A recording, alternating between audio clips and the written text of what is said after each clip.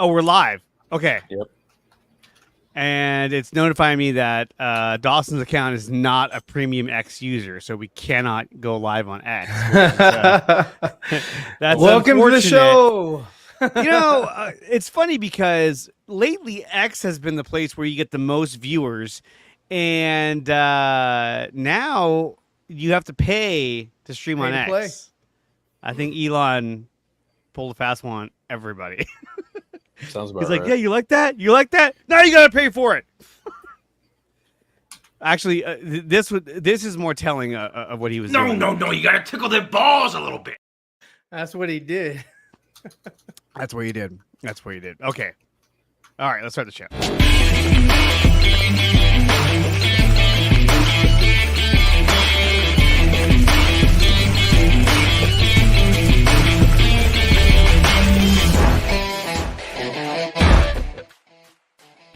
What's going on, you guys? Welcome back to another episode of the 4Nerds. I'm joined by Phil, also known as Unfiltered, and Ryan, also known as Zever Comics, I guess I would say.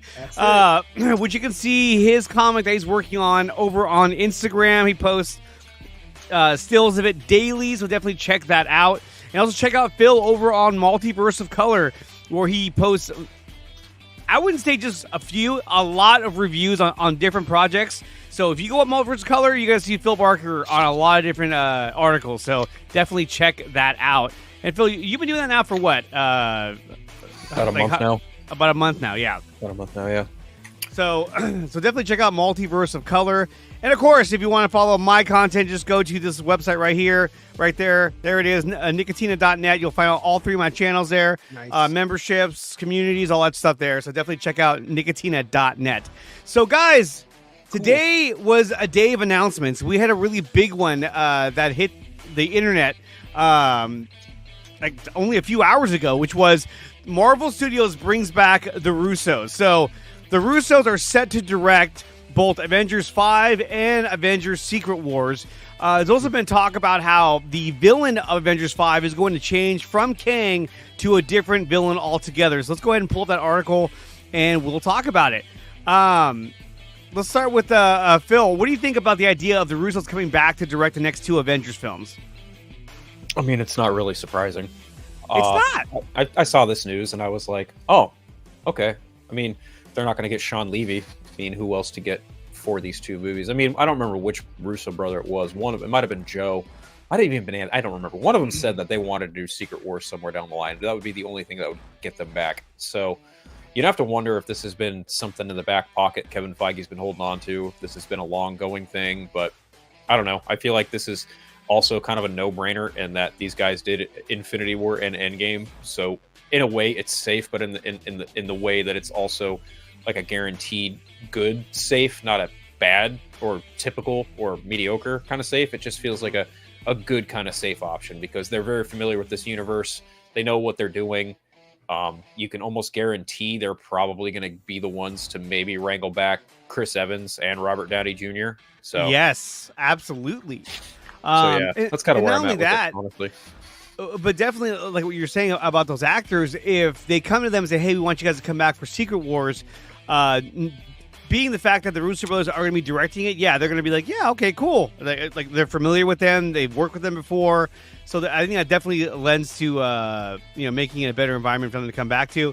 But, I mean, for me, look, and we kind of talked about it earlier in our own little group chat, but for me, this is good news for the MCU. The MCU, I think, is going to be great. It always has been fine. But I think that this is some good news that I think fans want to hear. And it's a familiar set of names in the Russo brothers who have already come through with some dynamite movies for the MCU. We're talking about Captain America and the Winter Soldier. Yep. We're talking about, Infinity War, Endgame. I think they did one more. Didn't they do one more? Civil War. Thank you. Civil War. And those were all good movies, all bangers. Although I like Infinity War more than I do Endgame, but the Endgame battle at the end is pretty epic. So I feel like these films are in good hands. Ryan, what do you think about the idea of the Russo brothers doing the next two Avengers films? Well, not to say anything else, because there's nothing really else to say. they did a good job on the movies they already did, Mhm. and I think it's just easy for them to bring them back because they're familiar with the property and they know how to make some good movies, and they make Marvel money. So. But I think this is different from, like, let's say Star Wars bringing back J.J. Abrams for The Rise of Skywalker. This, to me, feels that was like... out of desperation. This is not out of desperation. This is out of, like, hey, you guys have a great track record, and you guys understand how to do an ensemble cast, a huge ensemble movie. And this would also coincide with the news that broke a few days ago that the writer attached to Avengers 5 was parting ways with the project, which I thought, oh, wow, like, why is that happening? It's probably because they're bringing in the Russo brothers, and they kind of want to revamp and kind of redo whatever he was working on, perhaps. So, but I think this is a good thing for the MCU. They need, they need strong directors to kind of bring these big ensemble films, back as huge blockbuster hits. The last film that came out in the theaters did not do very well, which was The Marvels. So they really needed to bounce back. On top of that, I read an article that about Deadpool and Wolverine that Hugh Jackman, actually it was an interview, and Hugh Jackman was saying how he called Ryan Reynolds and said, hey, look, I want to do the film. And he was like, wow, it's funny you're calling me right now because we're about to have a meeting because we're going to pitch the idea of another Deadpool film to Disney.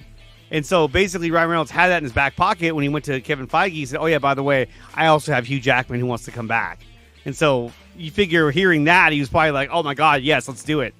But I know that one of the requests from Kevin Feige was that he wanted Hugh Jackman in the yellow suit. Yes. And there's been rumors that he wears the brown suit as well, the brown and yellow. But I would imagine it's just one suit. But who knows? The rumor actually is the rumor is that a variant actually wears the brown and yellow. Which, given that I wish I didn't see it, but I did see a bit of a trailer that showcased a couple different Deadpools walking in a certain direction. I'm like, okay, well, if we're gonna get variants of Deadpool, there's a good chance we're probably gonna get variants of Wolverine. There was that one shot of Patch in that very first trailer, so the likelihood of getting Wolverine in a brown and yellow kind of increases more now that I think about it, but time will tell. I actually did sign up because Marvel Studios is doing 2 Hall H presentations. They're holding one on Thursday. That's a celebration of life for Deadpool and Wolverine, which I imagine is probably going to be not only like a Q&A with Ryan Reynolds and Hugh Jackman, but probably a showing of the fucking movie. I'm hoping that's the case, because I signed up for it, and if I get into it, I will be happier than a pig in shit. I will watch the fuck out of that movie with those guys. That would be awesome. It would be the fucking sauce. I would love to do that. Like, just to be there, not only have the Q&A, but then to say, okay, now we're going to show you the fucking movie. Like, whoa! That's awesome.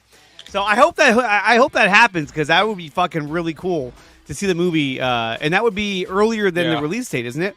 No, it's Thursday. It's literally it's on the release day. The day, right? Like the day before. But my Thursday's already packed. I'm going to the 12:45 panel for DC Comics because they're doing I think it's Scott Snyder and Josh Williamson. I know Scott Snyder's for sure going to be there, but they're doing a DC Absolute All-In panel where they're basically laying out their whole plan for the All-In initiative and how they're going to roll that out and what the absolute universe is and all these new versions of Batman, Superman, and Wonder Woman are going to be.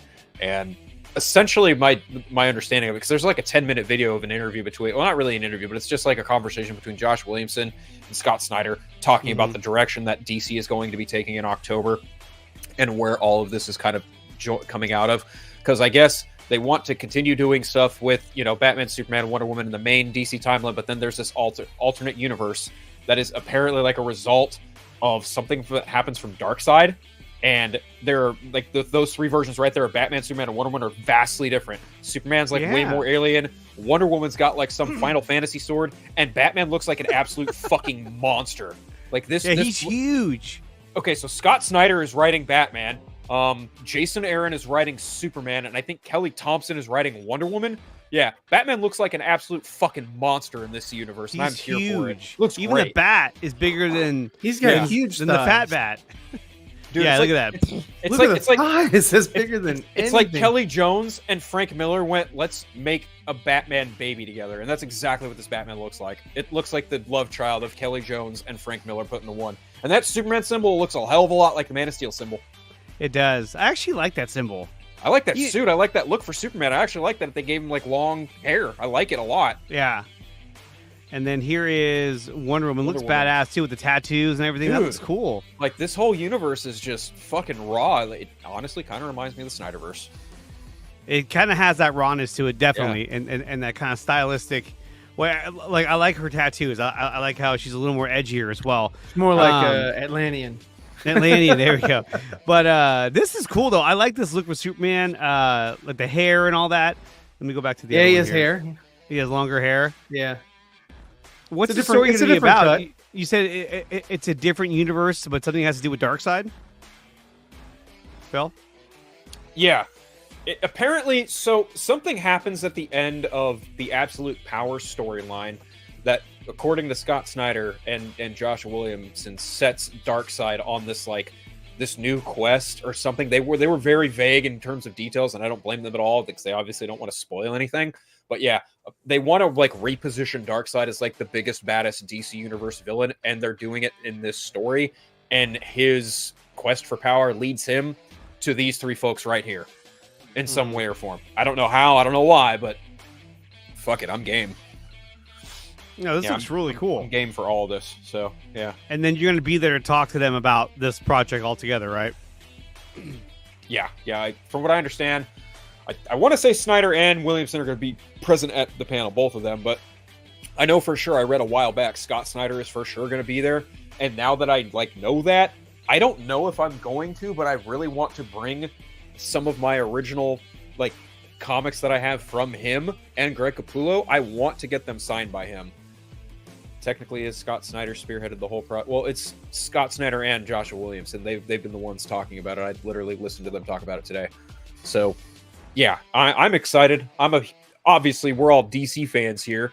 So if you're a DC Comics fan, they even equated this as a jumping on point for people and calling it a celebration of comic books and how comics are still awesome and are always going to be awesome, and DC Comics and DC Comics characters are still awesome to this day. And even then, that's still true. They have thrived for over 85 years. So I think reinventing these characters and setting them in a different universe, is it a little bit like Ultimate Marvel? Sure, but calling it Absolute and giving a twist on these characters, I'm fine with. That's something people have wanted for a long while. That's why people read a lot of the Black Label comic books, because they're not continuity. They're not in canon. They are Elseworldy stories. And if this kind of falls into an Elseworldy banner that also ties into mainstream continuity, that's cool too. Well, definitely some cool shit. There's a lot of cool shit happening at San Diego Comic-Con. Phil's going to be there to cover as much of it as he possibly can. I know that the Batman, or I should say the Penguin series, is going to have their own presentation as well. Matt Reeves is going to be there to talk about his Batman universe and also the Cape Crusader. I think you were mentioning, too, that you had passes for the Cape Crusader Q&A, but that was during Hall H, right? So I did get an email in regards to the press for Cape Crusader. It is not in Hall H. It's actually in another room. It's unfortunately at the same time that I will be in line for Hall H, so I cannot make it. Yeah, no, I would do the same thing if I were you. Yeah. Because that happens on Friday, and then Saturday there's the Penguin panel, which ultimately I would like to go to both. If I could, I would, but someone else on our team is already handling Cape Crusader, which is totally fine. I'm fine with that. Besides that, the show airs literally the week I get back, so I'm just gonna watch all 10 episodes regardless anyway. It would just it's a week. It really doesn't matter all that much to me. Really, I really just want to pick Matt Reeves' brain if I get the chance to about Batman in general. That's kind of ultimately where I'm at with that. I'm not sure that I will, but just being in the same room as a guy who directed a Batman movie is just an awesome feeling in and of itself. So we'll see what happens. Absolutely. No, and that would be awesome if you get a chance to talk to him. But switching, well, here's the thing. So we know that at Hall H, there's going to be a big presentation by the MCU, by Marvel. And I think that they're looking to kind of rebound and kind of probably establish that they still got it. They still have the mojo to make some pretty cool shit, which I think they do. And I've seen so many random posts about what they're going to be presenting. But with the whole Disney data leak that happened recently, I'm sure everyone's just running with whatever they can, saying, "Oh yeah, I heard this from a source." So there's gonna be a lot of things we're gonna talk about. Obviously, I think that the MCU is gonna cover Such a the shame signing that of the happened, dude. Russos. I mean, they might even bring them on. Who knows? But definitely, Captain America: A Brave New World and the Thunderbolts, I think, will be there in terms of panels. And I've heard rumors that they are going to possibly drop a Thunderbolts trailer at San Diego Comic-Con. Because that's going to be the next film after Captain America that comes out. Now, I would imagine it's going to be exclusive just for San Diego Comic-Con, and then hopefully later that day it'll release on the internet for everybody else, but we'll see how they kind of handle that. But that's what I've heard, is that so far that the Thunderbolts might have a trailer at San Diego Comic-Con, which I think is cool. I think it's plausible. I mean, that movie's in the can. It's done. It's not done, but they're done filming, right? Like, so... Yeah. I think an exclusive Thunderbolts trailer for Comic-Con makes sense. Sorry, that was me. What was that? Yeah, I forgot I was sharing audio. I was like, whoop. yeah, it's all good. Yeah, no, I think an exclusive trailer for Thunderbolts would be pretty saucy. I actually wonder if there's going to be anyone from the Thunderbolts cast to come out and present for it. Like, I could see Florence Pugh making an appearance. Yeah. Probably Sebastian Stan. Maybe, you know what? I could see David Harbour going there, because I'm going to shut up right now. I almost said something I was not supposed to say. But yeah, I could see maybe David Harbour showing up for reasons, because he's in the movie as well. I could see who else is on that roster that's popular? Oh, Kurt Russell's kid, Wyatt Russell. There we go. John Yes. Walker. I could see him popping up too. But, you know, we'll see. I did see that the Fantastic Four cast has landed in London ahead of shooting. So I wonder if they will show up, if they are going to take like a jet plane from there to here for Comic-Con and then fly all the way back. I almost feel like they might show up virtually, but Yeah, I don't know. that could be it as well. I think definitely Kevin Feige is going to drop, a new slate of movies that are set to come out. Now, will they hold true? Probably not, because lately the slates that he's been dropping, usually, there was one where it was like, yeah, you're going to have an Avengers film like back-to-back 1 year apart. after the next. Yeah, I was like, there's no way. And then, of course, that didn't happen. So we'll see what he does, and we'll see what he drops. But there was a new trailer that came out for Captain America: A Brave New World. I don't think we showed it on here last week, did we? We didn't get the chance to because it dropped on Friday. Yeah. So let's take a look at Captain America: A Brave New World, the new trailer that came out. And let me make sure my volume is right. There we go. Share volume. And let's take a look at Captain America: A Brave New World.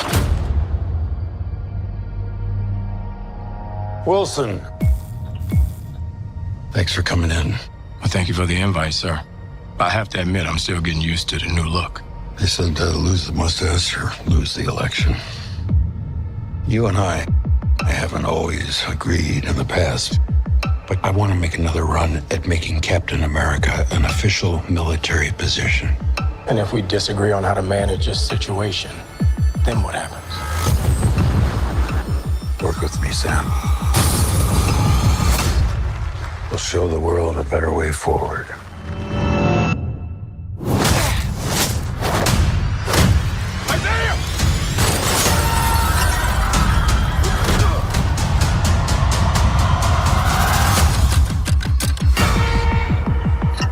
Sir, your inner circle's been compromised. Either you can't see that, or you don't want to. What if it's a trap? Global power is shifting. You're just a pawn.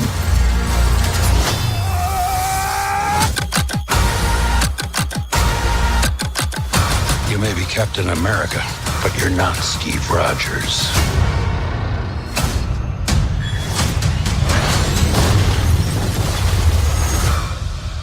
You're right. I'm not.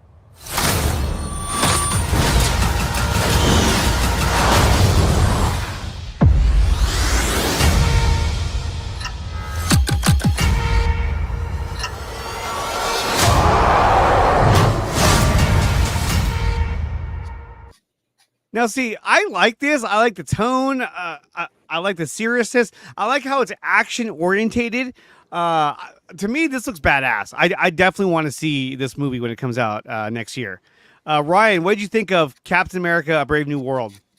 Yeah, I'm glad that the Red Hulk doesn't have a mustache. That would look silly. But yeah, I mean, overall, I'm liking what I see. You know, everything Mhm. looks good. You know, it does look like the tone is, you know, completely different from the Thor movies and the, you know, Guardians movies and all that kind of stuff. It looks like, you know, with this one, they're trying to take it a little bit more serious.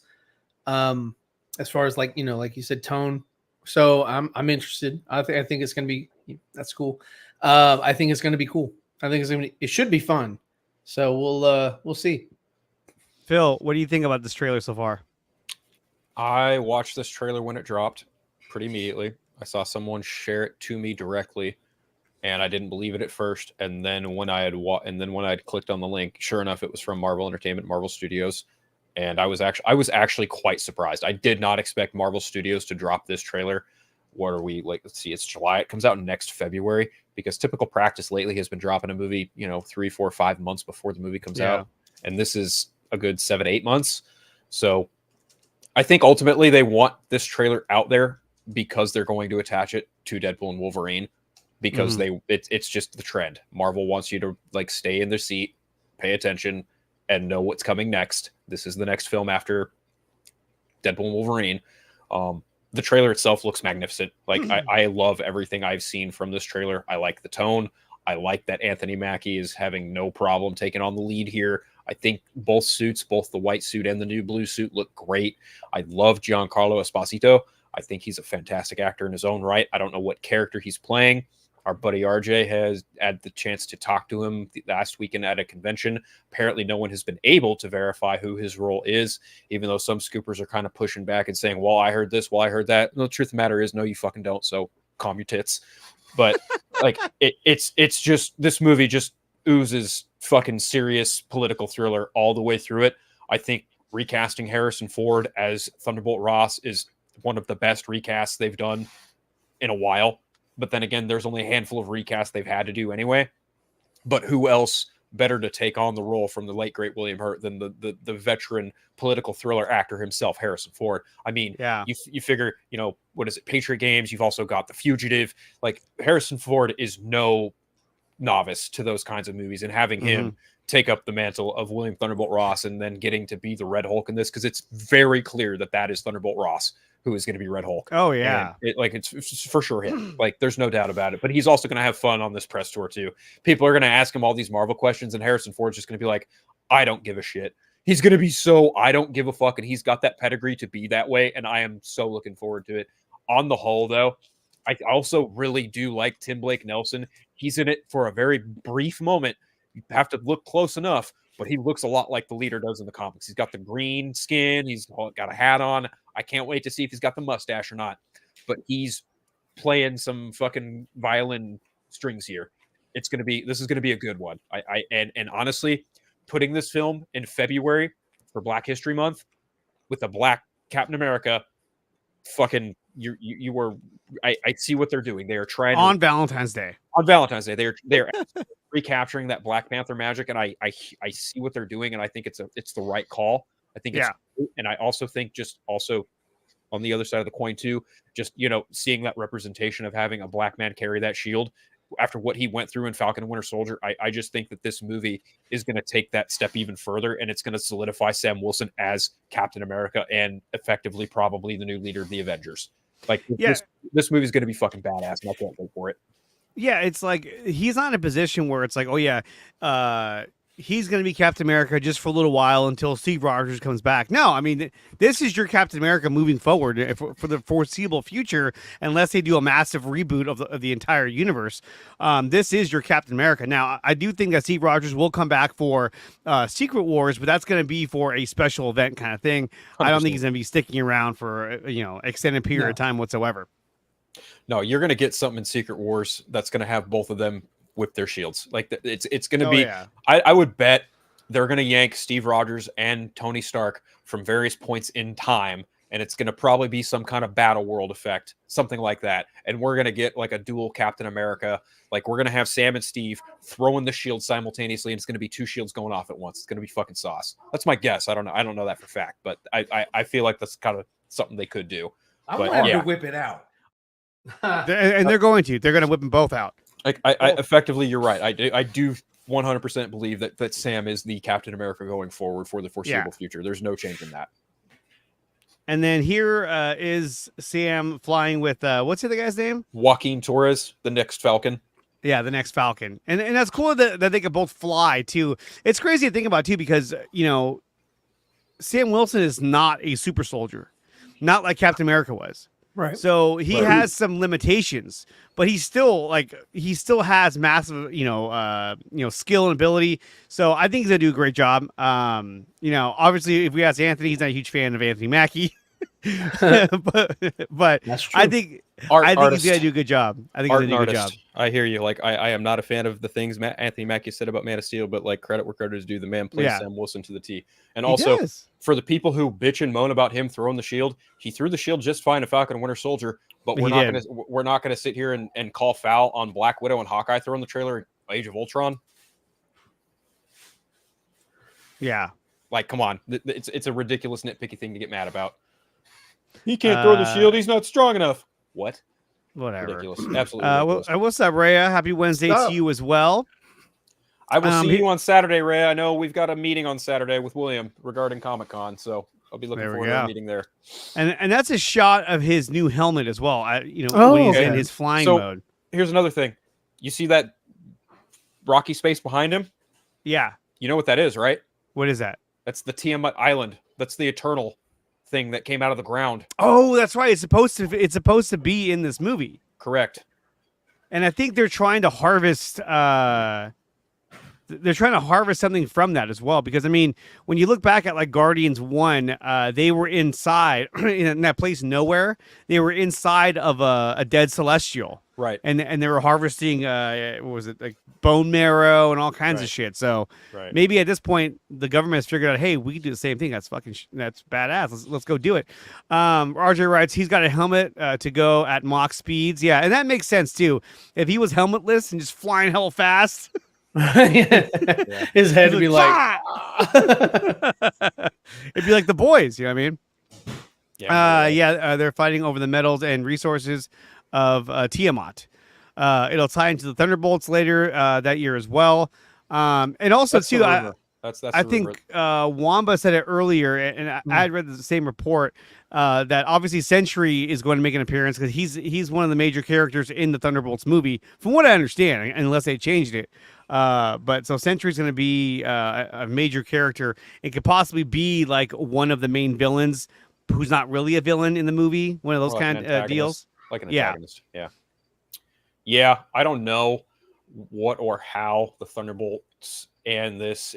The rumor is that they're trying to harvest some form of adamantium from that island. Yeah. That's the rumor. I don't know that that's actually going to be the case, but they're definitely like that island is going to finally come into play, and I'm sure fans are probably going to be more than happy to finally be like, oh, thank goodness we can finally, get some nuggets of information in regards to what the, significance of this island is in the MCU. It's very clearly a celestial, like we know that from the Eternals. Well, yeah, it took so long to get to that point too. I mean, we saw that in the Eternals. At the end of the Eternals, you saw the celestial sticking out, and everyone's like, "Oh, no one's noticed that yet." And then that was like how many years ago was the Eternals? Like 2 years ago, 3 years ago? 2021, 3 years ago. Yeah, it was a long time ago. And the thing is like that's the fucked up thing about that year was you had Shang-Chi, you had Black Widow, Shang-Chi, Eternals, and Spider-Man literally in less than a 6-month time span, because Black Widow hit in July, and then Shang-Chi was in September, and then in November was Eternals, and then immediately 1 month later was Spider-Man.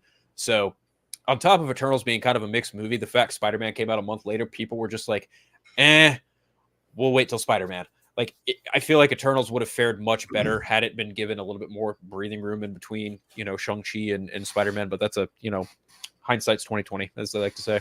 And there it is again too. Look at it's firing these Tomahawk missiles, but look at that's the celestial right there sticking out. Yep. Or the skeleton. I wonder what they're shooting at. That's what I'm trying to. They're I don't probably know. shooting at Sam Wilson because remember he was flying earlier right by it.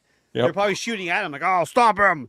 And then it shows in the trailer. It shows that scene of Thunderbolt Ross getting shot, or at least he shot through the glass. So it makes you wonder if that's when by Isaiah Bradley, nonetheless, too. Well, but it makes you wonder if that's when he injects himself with the Hulk serum in order to kind of save his life, and then he becomes that, or if he already has it. Who knows?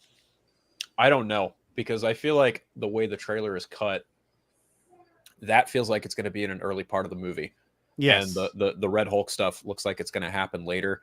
I think the leader absolutely has a part to play in the president becoming Red Hulk. I don't know the exact how, but I feel like that's a pretty easy dot to connect given the nature of how that's happened in the comics and other source material. So I feel like that's pretty plausible. But as far as Isaiah Bradley being the one to shoot the president, that feels very Winter Soldier. That feels like how Bucky would hear a sequence of words and then he would instantly go Winter Soldier mode. From what I understand, it's similar with Isaiah Bradley, but it's not words. It's like music that triggers him. So I don't know. And I feel like the beginning of it all is going to be like, why did Isaiah Bradley fucking snap and shoot at the president? Like, who caused this? What's the reason behind it? Obviously, Giancarlo Esposito is playing a character in this movie that is going to probably be on the antagonistic side. There's a new hero by the name of Sabra who's in this movie, retrofitted from Marvel Comics to being a U.S. official, government official, working underneath directly with President Thunderbolt Ross. So that'll be interesting. It's not like this is new. The MCU's done this for years. Like, they've taken characters from comics and they've kind of reconfigured them to fit in the confines of a Marvel Cinematic Universe, but they also have shades of who they are from the comics present as well. So this is really, again, like a nice amalgam of things from the comics, but also fitting into this universe. Venom writes, speaking of Spider-Man, do you guys think we'll get a sequel announcement, even though both studios have been quiet regarding Spider-Man 4? Yeah, I would say no. No. I mean, the only thing you may get is if he gives you a slate. It might have a Spider-Man project listed on there, but I don't think there'd be anything more than that. Just a name. If they were to announce Spider-Man, it would have to be a joint announcement between Sony and Marvel Studios. As far as I know, Sony is not going to Comic-Con. They don't have anything announced yet. This could change. There's still at least a couple days left. They could, but I don't think they are. RJ writes, everyone is wondering where MCU Spider-Man 4 is. It's been almost 3 years since No Way Home. I have to imagine they're going to talk about it soon. I would hope so. I would hope that it comes out before Avengers 5. But the way it's looking, it may come out after. But we'll see. And obviously, yes, we've heard all the talks about how it's supposed to be more of a grounded movie, supposedly, where he takes on the Kingpin with the help from Daredevil, possibly, and that would come on the heels of the Daredevil Born Again series. But again, all that has to be in motion, and we know that Daredevil is in motion. I'm not sure if they finished production on that show yet, but I know that they were shooting it and they were making massive changes to the show, including bringing in Foggy and they completely reconfigured it after shooting a couple episodes. Yeah, and Karen as well. Right. They brought everybody back in, and they're essentially making the Netflix show, I think, canon to whatever's happening in this show, which I think is a smart move. But it's supposed to be supposedly Daredevil, and then that leads right into Spider-Man 4, which I think that would be extremely badass if they were able to pull that off. That's the hope, right? Yeah, that exactly is the hope. I don't know. I don't know what they're gonna do. I don't buy. RJ, buddy, I love you, but Sony would not give Marvel the okay. They would want that glory for themselves announcing the next Spider-Man project. Much, despite the fact that yes, they make the movie together, Sony still wants to be the one to say, yes, we're making the movie, even though they're going, but Kevin Feige's really making our movie for us. Like that's really, they really want to be the ones to say, yes, we're doing another Spider-Man movie. And they've already kind of said that. They just haven't said like when it is actually happening, on top of the fact that Tom Holland is probably reconfiguring and renegotiating his contract because he's likely taking a much more involved Robert Downey Jr., Ryan Reynolds type of approach to being involved with the movie where he has more of a say creatively. That's my guess. Yeah, I think that, like I said, if you're going to get any kind of announcement whatsoever, it's going to be a slate that might have Spider-Man 4 listed on there, or just an unnamed Marvel project. You know what I mean? Like that's how it'll be labeled. Correct. Lame. Yeah. That's how it'll be labeled. But I think that's really all you would ever get, unless they were involved with it, unless they're going to put more into it. I don't think they would even announce Spider-Man 4. Because here's my really thing. Here's my thing. Right, like I think Marvel Studios is going to announce their Phase 6 slate. That's what I think they're going to do, because Phase 5 is all but finished. Phase 5 ends next year with Thunderbolts, and then in the same calendar year, we get Fantastic Four kicking off Phase 6. They've made that clear. It's not the first time they've done this before, where they've had one phase end and another begin in the same calendar year. They did it with Age of Ultron and Ant-Man. They did it again with I guess you could maybe argue, Endgame and Spider-Man Far From Home. Like you could make that argument, even though people say that Far From Home is technically like the epilogue and part of Phase 3. Maybe I think you could probably call it the beginning, technically the beginning or issue 0 of Phase 4. I don't really know. I don't really care. But yeah, it's not the first time that they've had, one phase end and another phase begin in the same calendar year. I do think for sure they are announcing Phase 6, and I can guarantee you one project on that Phase 6 list is more than likely Doctor Strange 3. Yes. I would bet donuts to dollars that Doctor Strange 3 is probably going to get announced at Comic-Con. And if I'm wrong, I'm wrong, but I would not be surprised to see that title on that slate for Phase 6. And there are rumors too that the next Doctor Strange will be helmed by Sam Raimi, but again, it hasn't been officially announced, so we don't know. There's also talk about obviously the Blade project on where that would fall, and there's also talk about I've heard talk, at least in the past, and I think recent though, about Thor, the next Thor movie, possibly coming out before Secret Wars, which I could see that to kind of reestablish Chris Hemsworth's Thor, but I don't know. I don't know where they go with that. I don't know what they're going to do with that. I don't even know if that's even a project that they want to focus on right now. I don't know where they stand with Thor. I feel like Thor is one you could probably throw on the slate. The question is do you do Thor with Taika Waititi or without Taika Waititi? I think the real answer to that question is without Taika Waititi, because Chris Hemsworth has said, the last one was kind of silly. I don't need to do that again with the character. We need to do something different. And I feel like if you're going to do a Thor 5, you either do it in between Avengers 5 and 6, or you do it before Avengers 5 and take him off the board. That way you have to find another powerhouse for the Avengers to utilize. Yeah, I would imagine Thor 4 would probably come out after Avengers 5 and would be before Secret Wars to kind of help bolster up that build up to Secret Wars. But it depends on how they leave it at the end of Avengers 5. If it's a direct lead in, then maybe you don't do that, and he's just there already. And then, of course, people were talking about how, they're going to cancel the Young Avengers. Now I'm hearing talk that the Young Avengers is still on the table and that they're still going to do a Young Avengers movie. So we'll see what they do with that. It could even be that in Avengers 5, that's when the Young Avengers kind of make their appearance in one of the Avengers movies. Like, the Avengers are tied up, so the Young Avengers come together and fight another part of whoever the villain or the villain's plan is. So I could see them doing something like that.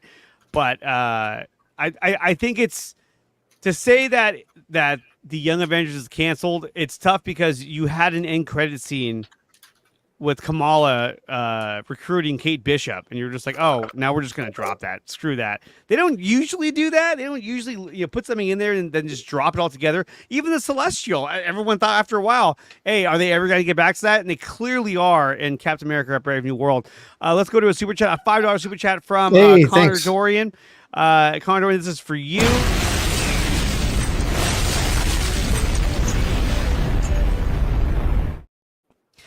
When it comes to Disney hack, I think that they're going to run with this in the sense that, like, hey, anything you hear in terms of, like, scoops or leaks, it could be, like, anyone could say anything because they're going to say, it's from the hack or the Disney hack. But you don't know. So if I were Disney, I would just play into it and just start releasing all kinds of bogus information and just to throw everybody off. But who knows? Ryan, what do you think about the Disney hack?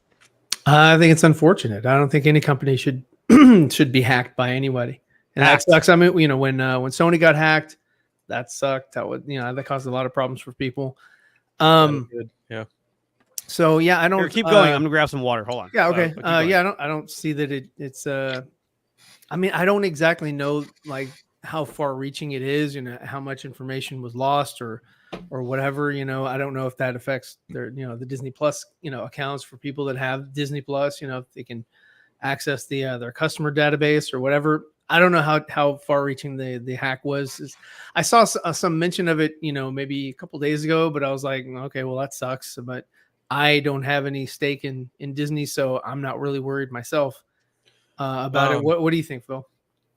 I saw bits and pieces of it. I didn't dive too deep into it because I just want to be aversive of spoilers of any kind. Yes, RJ, we did talk about it, but we can kind of circle back to it if you'd like to.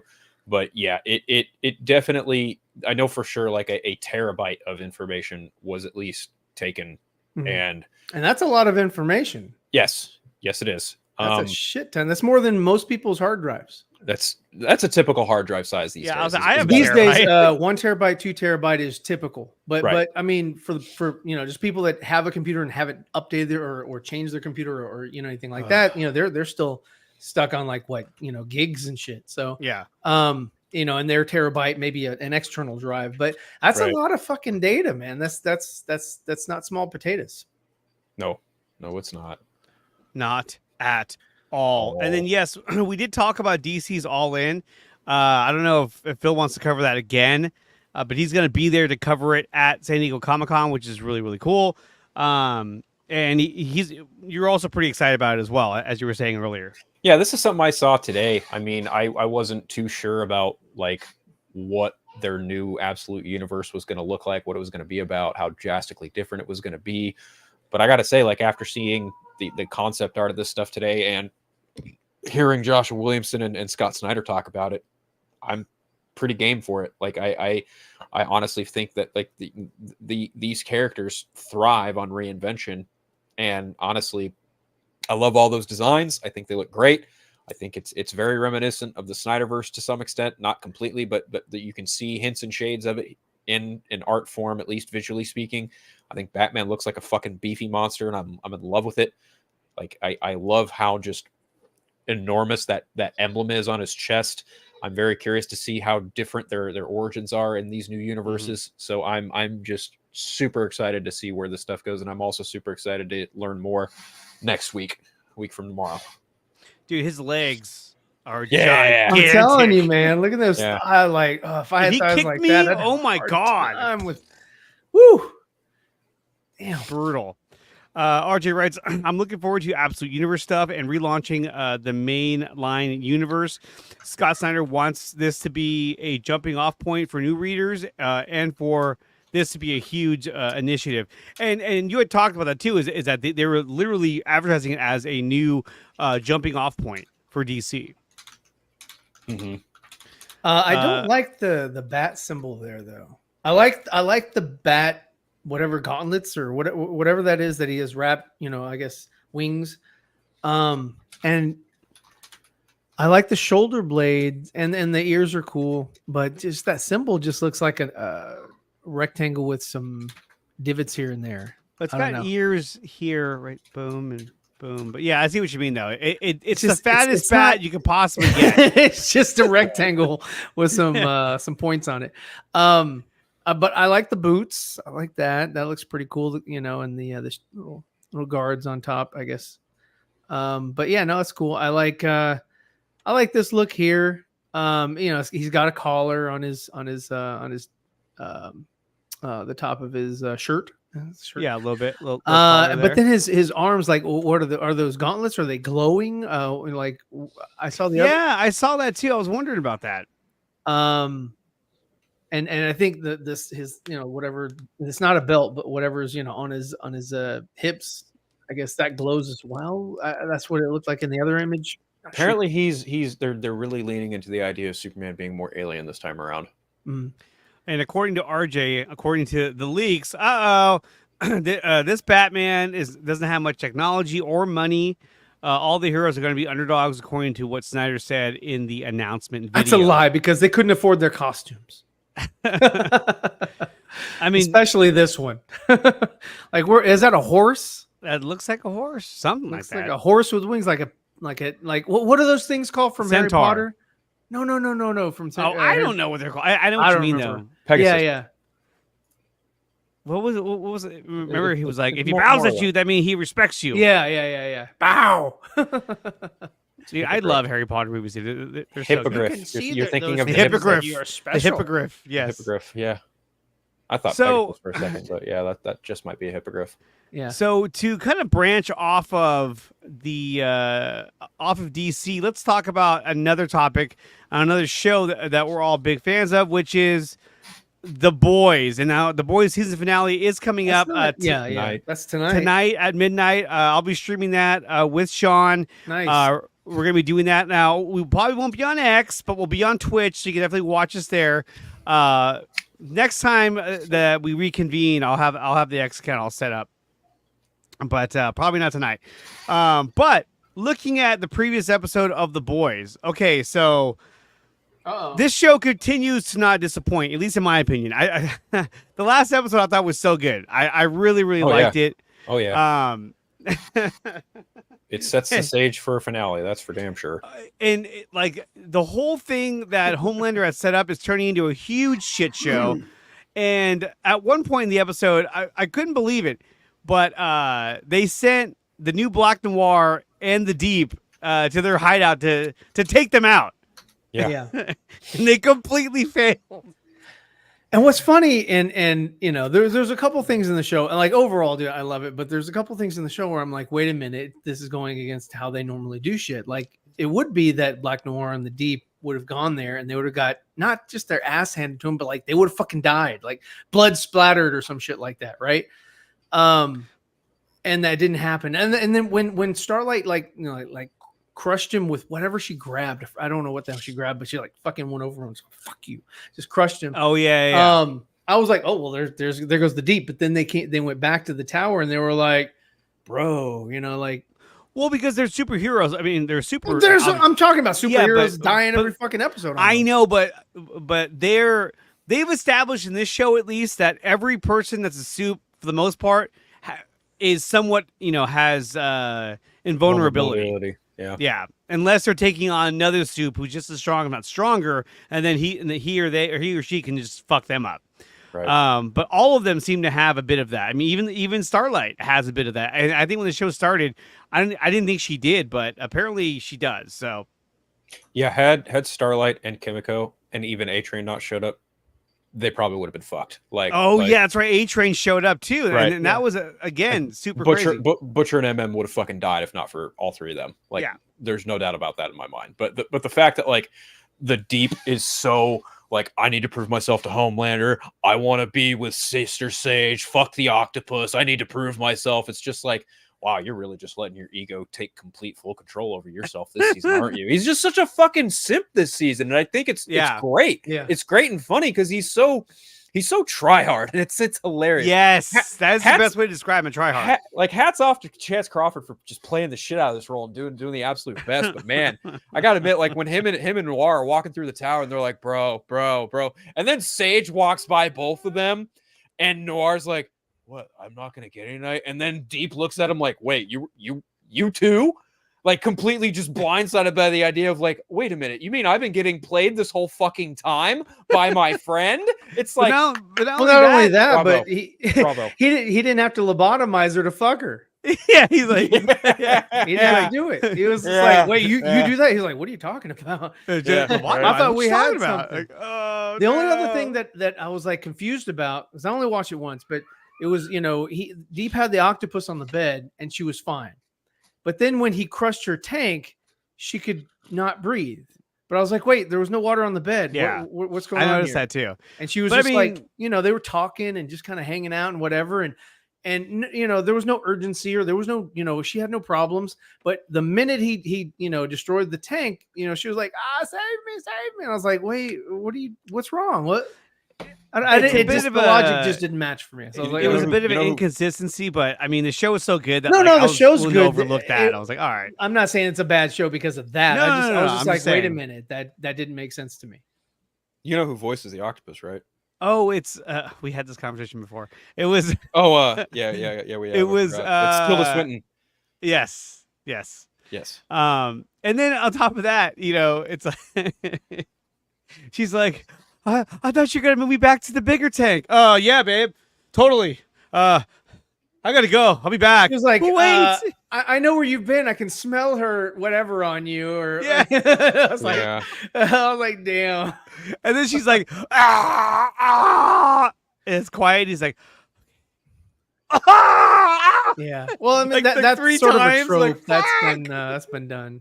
But it I was know funny it was still. funny though. It was Yeah, still I was like, funny. Jesus, you won't die. And then, And then Ryan, what the fuck was he gonna say? He That's was the just thing. about to Again. say That- something, and I was that's like, the thing, hmm. and that's just it. That is very teenager, where they're about to let something big slip, and they're like, "Wait a minute, I can't fucking do this." Boom, boom. yeah, never Yeah. mind. Like, oh, Yep. and I wonder I- what it was. yeah. I love that this episode was Christmas in July. It was. This episode was Christmas in July for the boys, and I'm like, this is great. They had This all is- those posters of the different posters of Homelander in different outfits and shit all Yeah. over the fucking place. Yeah. I was like, oh Yeah. god, that was funny. And then Yeah. and then she gets fucking the spider guy fucking like ripped apart. Oh God, yeah. that Oh. It wasn't even the leak. What was his name? Web Web Weaver. Web Weaver. Yeah. He just rips him in half. And Sister Sage is like, holy shit. Firecracker. It's Oh, Firecracker. Firecracker. Yeah, she was like, Firecracker what the was like, fuck? what the fuck did I do? And it's funny because like in the previous episode, I think it was the previous one, when she squirts him with the milk, Yeah, that's in before the she sixth, does yeah. that, like he's literally like in a mode where like he may have killed her. He's like, so you're the one who let Starlight get away. You know, Yeah. you're just like, oh, he's gonna flip on her, and then she did that, and he was like, oh, fucking yeah. going ape He's shit like, for her. But then but "Mommy even milk." that isn't enough, because later on she's like, you know, he's all like get out of here. She's like, are you sure you want me to Is go? there anything I can do for you? Uh, Just get the fuck out. Just get the fuck out of here. Yeah. Okay, fine. But like her I think he would have reaction had a was such a completely different natural reaction. reaction. If she had squirted him again, just like when he doesn't want it and he's not a surprise, like get the fuck you. But like, I told you like- get like- the fuck out. The way she responded to him saying, "Just get the fuck out of here," Yeah. it was such a natural like, okay, fine. She's like, She was like, and again, he's losing control again, like he does almost every single season. Where Oh, right yeah. when he thinks he has a grasp on things, he's falling apart, and all the while he's literally ignoring, what's the kid's name? Kyle. Ryan. Oh, Ryan, Jesus, Ryan. Kyle? I'm talking. Who's I know.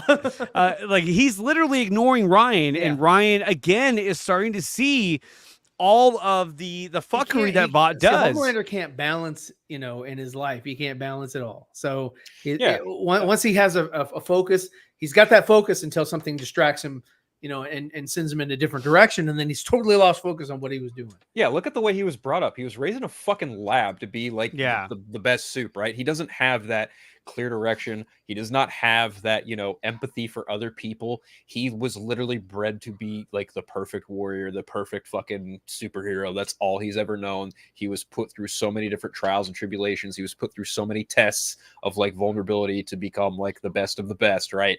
And now all he knows is superiority. And that's where the superiority complex comes from. He's literally the superior being, and that's why he feels the need to be like, you know what? Fuck it. I'm going to put humanity in concentration camps. I'm going to make super beings the fucking dominant race. It's like he's taking Magneto's perspective on the mutants and amplifying it to like an almost Adolf Hitlerian kind of level.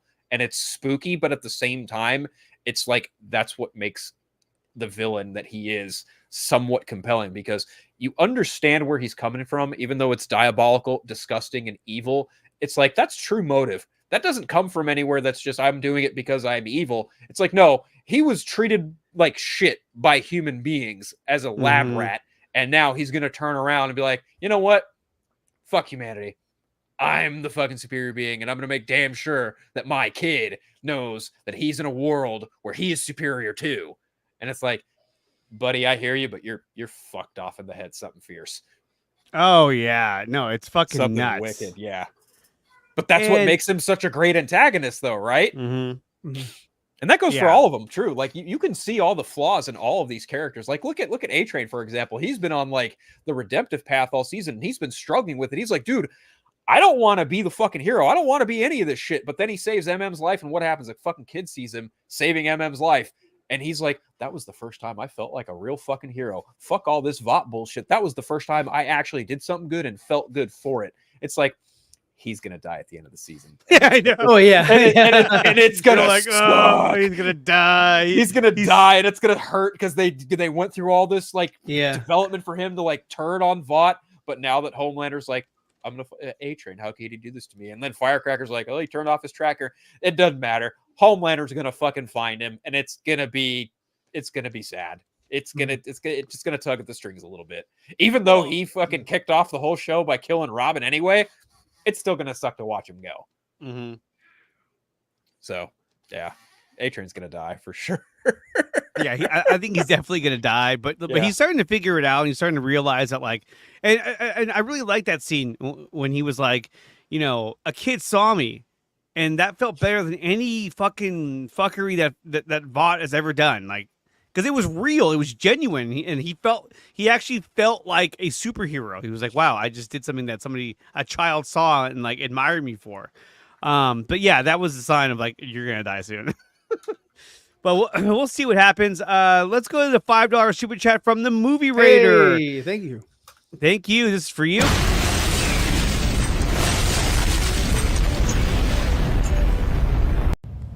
Helicopter. He says, do y'all think if Zach's Watchmen came out today, we're totally going off topic here. If Zach's Watchmen came out today, would it have been better received and had a passionate following similar to The Boys? Absolutely. Well, yeah, because I mean that's all been set up. You've got Invincible, you've got The Boys, you've got there's these sort of darker, like even He that one paved the way for those. He did. But To if come to live action, if to come to something TV. else had come out, and then his was released, I think it would have been more well received because people would have been like, oh, okay, it's in that same vein. And I already like The Boys. I already like Invincible. I already like this. So watching The Watchmen, which is a little bit more grounded. It didn't have the octopus. No, it does. It's got a giant squid. It's got a giant Yeah, squid. right. Squid. Sorry. It would. I think it would be more well received. I think it wouldn't receive as much distaste or whatever that it did at the time. I think it's a great film, and I thoroughly enjoy it. But I think just in the current climate of what's being released today and what people are used to today, I think it would be well received. Yeah, I think it definitely would. Phil, what do you think? I think that the 2009 film directed by Zack Snyder, regardless of whatever cut, honestly, because they're all tonally pretty much the same. But, I think that movie is the stepping stone for stuff like Invincible, for stuff like The Boys, and even stuff like, that is more off the beaten path, more grounded, more consequential in terms of like the existence of superheroes. Like Watchmen basically walked so The Boys could fly. Yeah, that's kind of where I'm at with it. And even looking at the Watchmen TV show that came out a couple years ago too, I feel like that also has a bit of a presence here as well, because it's very ancillary to the graphic novel, but visually it adheres to a lot of what the movie did as well. Like it's almost like the Watchmen TV show in a way mirrors what Dr. Sleep, the movie, did for both the book Dr. Sleep and the movie The Shining. It's almost similar in that way. But I think if you look at like The Boys and the Watchmen, like just Watchmen as in a whole, like the Watchmen book in general really turn the narrative around for comic books and superheroes and comic books, and the way you approach comic books and the way you tell superhero related stories. And not only that, but just like the pure actions and consequences of having superheroes present, because that book is predicated entirely on an assassination of a superhero. and the ramifications that had, the causes that lead up to that assassination, the reasons why said character was assassination, like the presence of Dr. Manhattan being who he was and what he meant to the world. Like, that book in and of itself is so grounded, yet it takes such creative big swings with its characters, because that book doesn't have a happy ending. Like, no one walks out of that book fucking smiling. Like, this is not Superman saves the day. Fuck no. Like, Adrian Veidt killed millions of people to save billions of people. That's the thing. Watchmen makes you think about actions and consequences, and the fucked up part is like, there is some fucked up human nature that goes along with it too, because Adrian Veidt's whole plan was like, if I am to avert World War III between Russia and America, then I have to do something that is going to bring them together, and that action is going to have consequence. That consequence is millions of people are going to fucking die in Manhattan, because I am going to drop a giant telekinetic pathic squid on these people, and it is going to send a seismic psionic blast, killing millions. And Rorschach's like, no, fuck that. We can't do that. This is not who we are. And Dr. Manhattan's like, well, it kind of is. We have to let this happen. Otherwise, the world is fucked. And Rorschach's like, nope, people need to know the truth. And Rorschach's like, if you got to kill me, then kill me. And Manhattan's like, I got to kill you. And Rorschach's like, fucking do it then. And he does. That's just it. Again, this book has no fucking happy ending.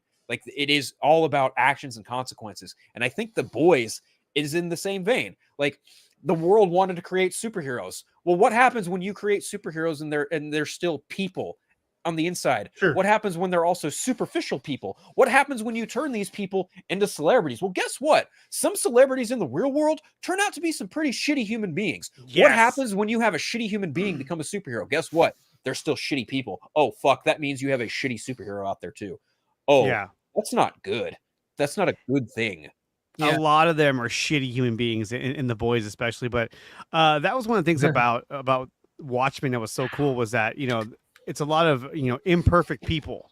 They're not like these perfect superheroes. They're very imperfect, and they have these flaws that are glaring. And I like that about it. It's funny because when we went and saw it in the theater, we went with a group of us, and my buddy Brian didn't know anything about Watchmen. And so when he's watching it, he leaned over. He's like, so which one of them has superpowers? I was like, I'm all, none of them do. He's like, none of them do? I'm all, Dr. Manhattan. But I was like, none of them have powers. He's like, what the fuck? And so he was even like Kick-Ass.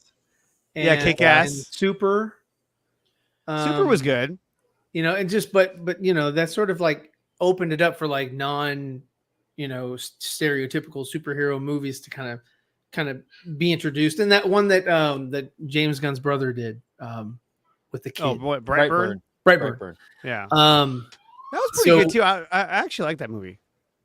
Yeah, I liked everything except for like, I think she, like a shard of glass went in that lady's eye, and I was like, I don't like that. But the movie was good. I just didn't like that part. You're like, yeah. I was like, that's disgusting. It's still like, when you bring up the movie Kick-Ass, I still hope that when they introduce Damian Wayne, that like he has a scene like the way, Hit Girl shows up and she's like slicing dudes' legs off and fucking just totally killing everybody. I hope Damian Wayne has a scene like that. I hope they introduce him, in that as kind an of vein, assassin instead of where he's fucking super violent. Yeah. I don't know if they will or not, because I mean, they're gonna have to appeal to kids. They'll do the implied stuff, like when Disney in the Acolyte show, when they cut the guy's head off, it was off. You could not. It wasn't. What do you call that? Indirect. Where like you see the action and then you see the head roll. You'll see stuff like that, or he'll stab. It won't be fucking bloody and gory and all that kind of shit, but you will see, because it's got to fucking match up with the Superman movie as well, because they all live in that same universe. And they House of the Dragon, they freaking cut some dude's head off, and I was like, oh, like they're not going to show it, and they just you see his head like. Didn't they just show somebody's penis or something? I heard in the show. Yeah. Season 4, 5. dude. Where it's Greyjoy. Theon Greyjoy gets a shit cut off by Ramsay Bolton. Mm-hmm. That's season 4, I think. Season 4 or 5. One or the other. There was who was it? I forgot his name. The guy from the Night's Watch, the fat guy, when his brother and dad get fucking killed by Daenerys when she tells her dragon to burn them. I was so brutal. I was like, fuck, they're just gonna take it, aren't they? Like, they just got incinerated. I was like, God damn. That fight in general, when she comes with the Dothraki horde and she has the dragon, that to me, I mean, still, there's a lot of things I love about Game of Thrones, the original, but that scene was fucking mind blowing. The devastation that the dragon put on all of them was like, that's good. But I also distinctly remember Daenerys's brother having fucking melted gold thrown on his, like that was metal as fuck. No pun intended. And that was like the second episode of the first episode. It was very early on. I was like, oh fuck, that guy's dead already. Shit. Yeah. So Game of Thrones has no problem being like, oh, you like this character? Dead. Oh, you think Sean Bean's gonna be a big player? Ha! You're funny. Dead. But like that was the reason why I quit watching. When she came flying in with that dragon. And then she tells it, to fire, and he goes, and just incinerates that whole section of the Lannister army, and everyone, and they're all looking at it like the people on the ground are just like, what the fuck just happened, And it was just so devastating. Like dudes were like turned to ash. It was like, oh my god, it was a great scene, really good scene. But going back to the boys, I think that I'm really excited for the finale. I want to see where it goes. I don't think Butcher's going to die. I'll tell you that. No, he's definitely going to be. Like, as long as Ryan's there, and needs his help, they're not. That's gonna keep that character alive. Yeah. Honestly, like I don't think you get the boys without some Game of Thrones to some extent too. Because Game of Thrones really popularized this idea of, oh, we can be graphic, brutal, and vigilant in our storytelling, and people will fucking show up for it, and that's kind of what the boys does to some extent. The graphic sexual nature of the show definitely lends to that, where you're like, oh, you can do that. Oh, and they're doing it, and they're getting away with it, and it works. And they just, I mean, the boys are doing shit that were every episode where they're doing shit. You're just like, oh god, like Tech Knight when he's like, you want to go to the tech cave? And they go down there. It's a fucking dungeon. I was like, oh no. And it was like, this is nothing like Batman. This is fucking horrible. This is nothing like Batman. I was like, my god. His butler, do you know how many messes I've had to clean up? Gross. Disgusting.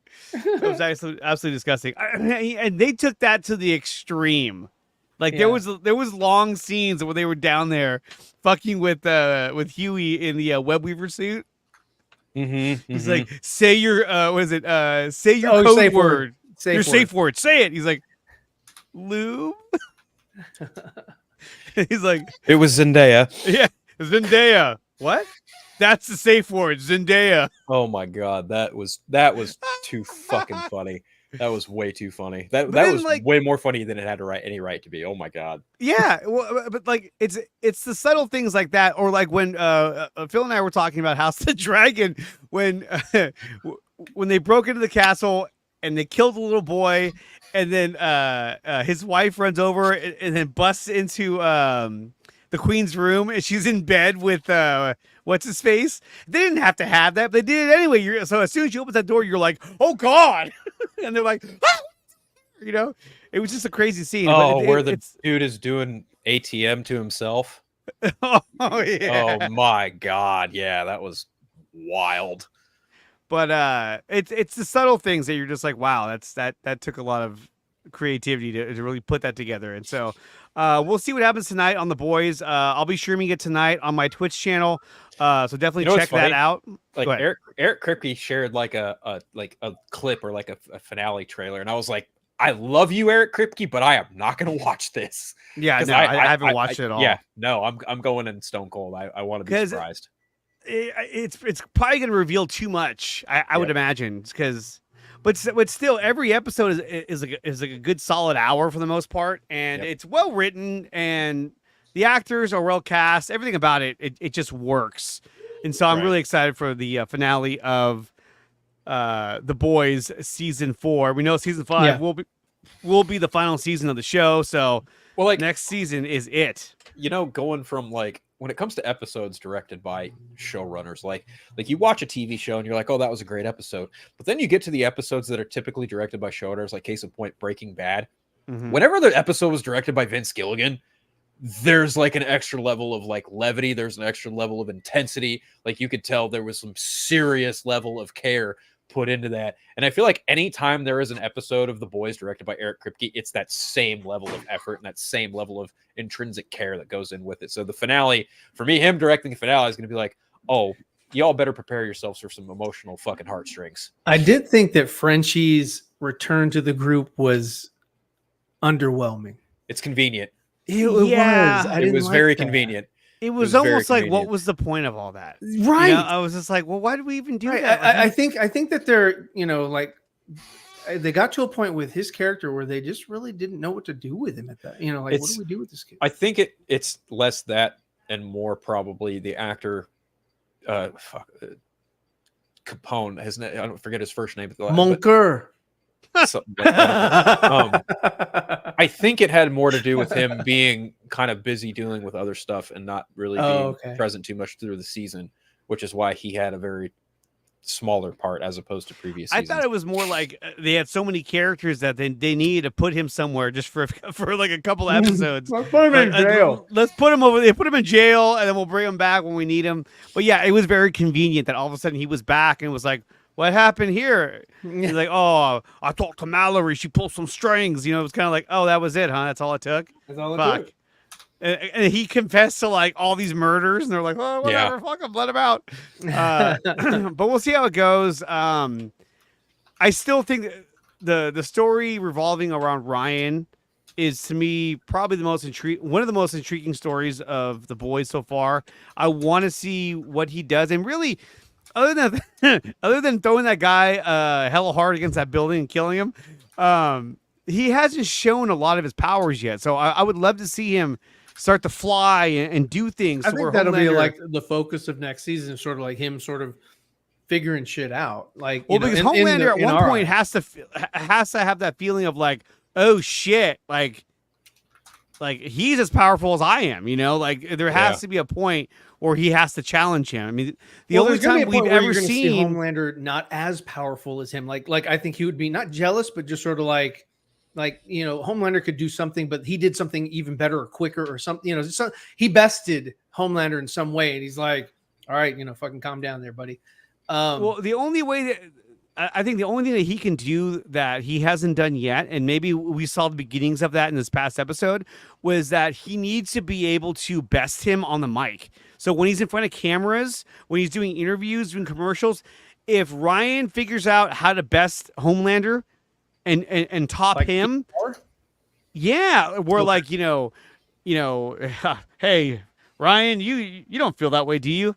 Fuck yeah, I do. And here's why, you know. And then basically, once he starts to develop his own sense of personality, that's when Homelander's gonna be like, oh fuck, I don't like this. I'm not in control of this. He's a control freak, so he's gonna freak out. The only time we ever saw Homelander challenged physically was against Soldier Boy and Butcher when he had the Temp B in him. That was the only time. And Queen Maeve to some extent, but yeah, Queen Maeve. The at Hero Gasm, which is a fucking crazy episode. Yeah, when they had that fight, that was so badass. And Soldier Boy at one point is like kind of beating him up, and then he starts to beat up Soldier Boy. He's like, and he chokes him. He's like, "You really had me going there for a minute. I actually thought you might be as powerful as me, you know." And then all of a sudden, Butcher shows up and shoots him, and he's like, "What the fuck?" But I think Anthony Starr is doing a fucking phenomenal job with the character of Homelander. Yeah, I mean, he's the glue of the show right there. Oh, like, absolutely. Without his presence, like everybody else is cool, but not. Like he's the reason why it's like everything is going on because everybody's like, what is this fucking loose cannon gonna do?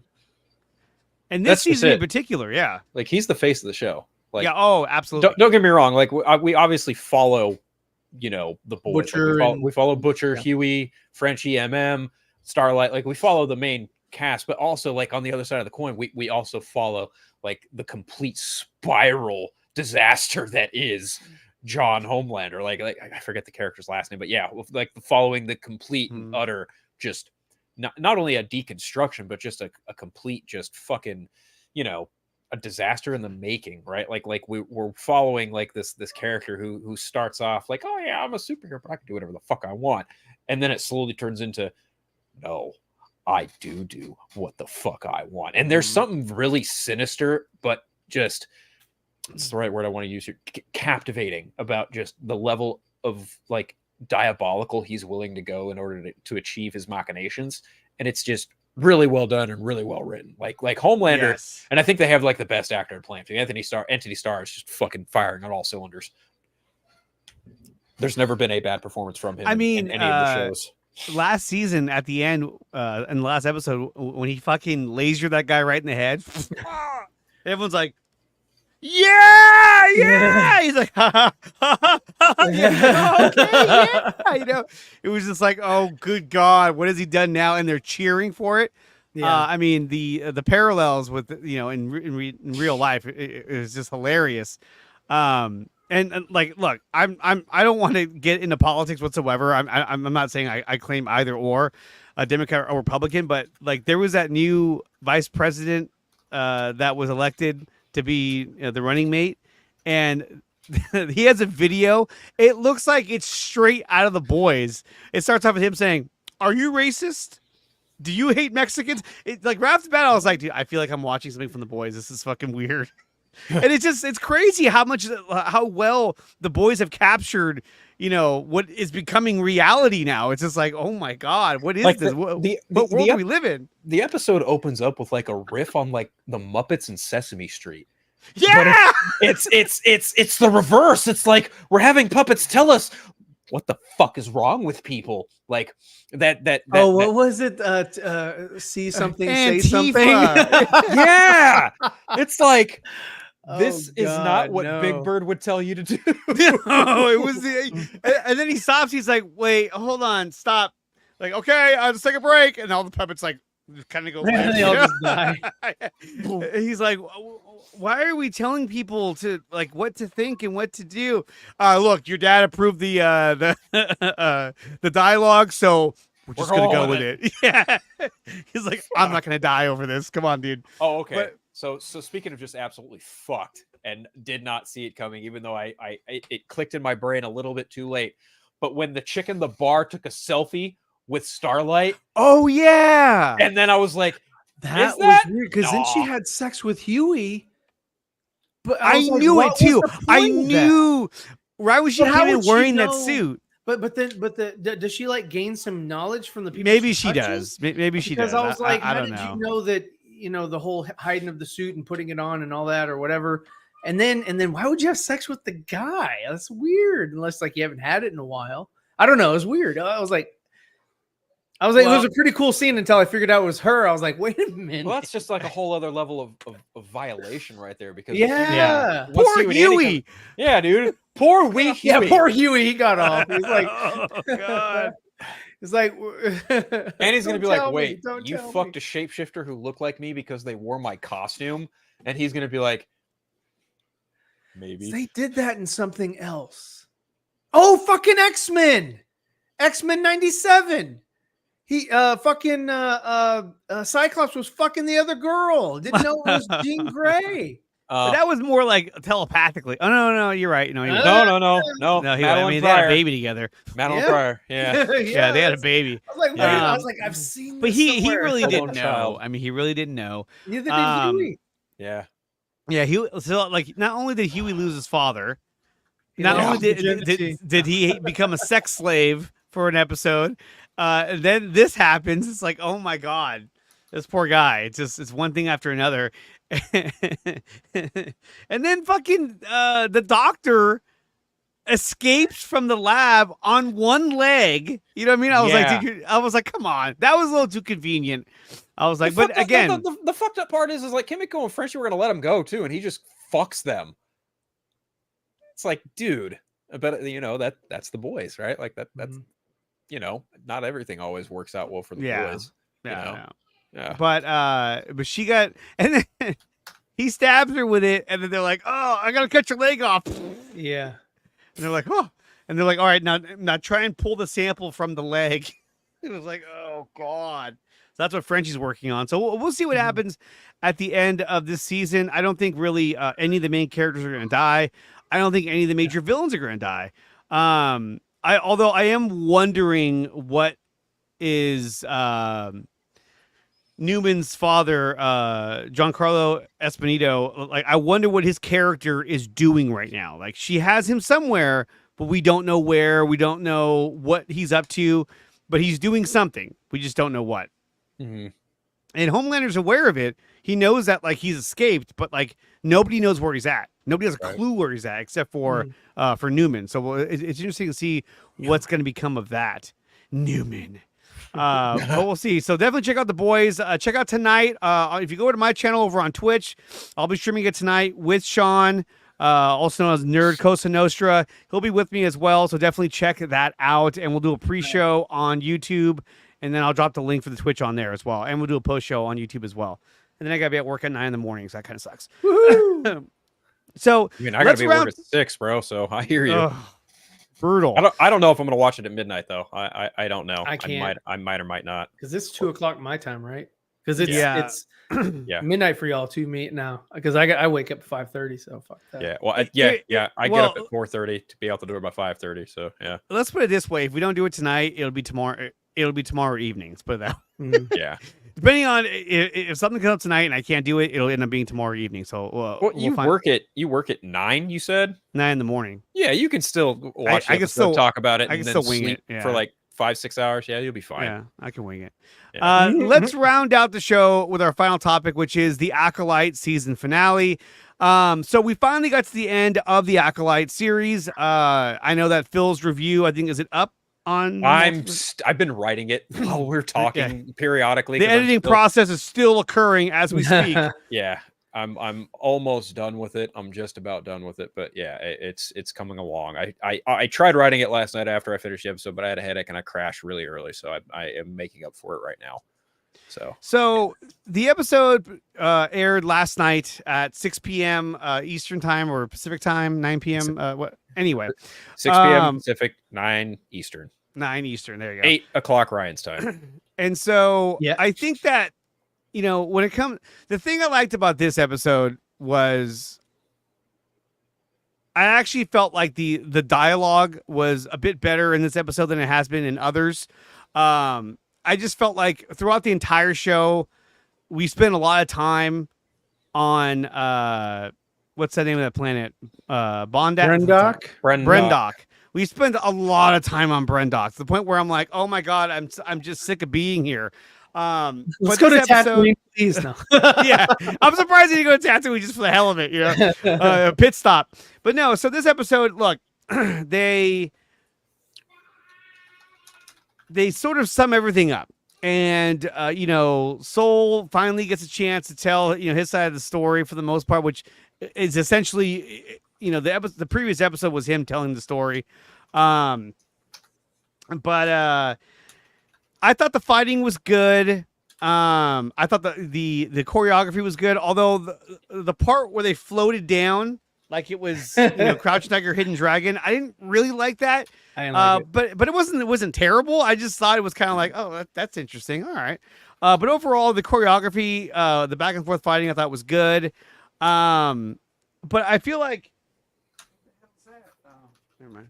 I feel like it's just, I feel like we could have gotten to this point at a much faster rate with the story because I felt like it took a long time to fucking stab myself in the foot.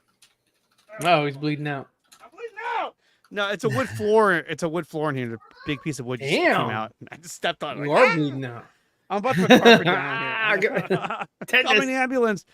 And And then of course we're talking spoilers here, so if you haven't seen the episode, this is your chance to kind of put it on mute. Don't tune out, just put us on mute and then come back later. Had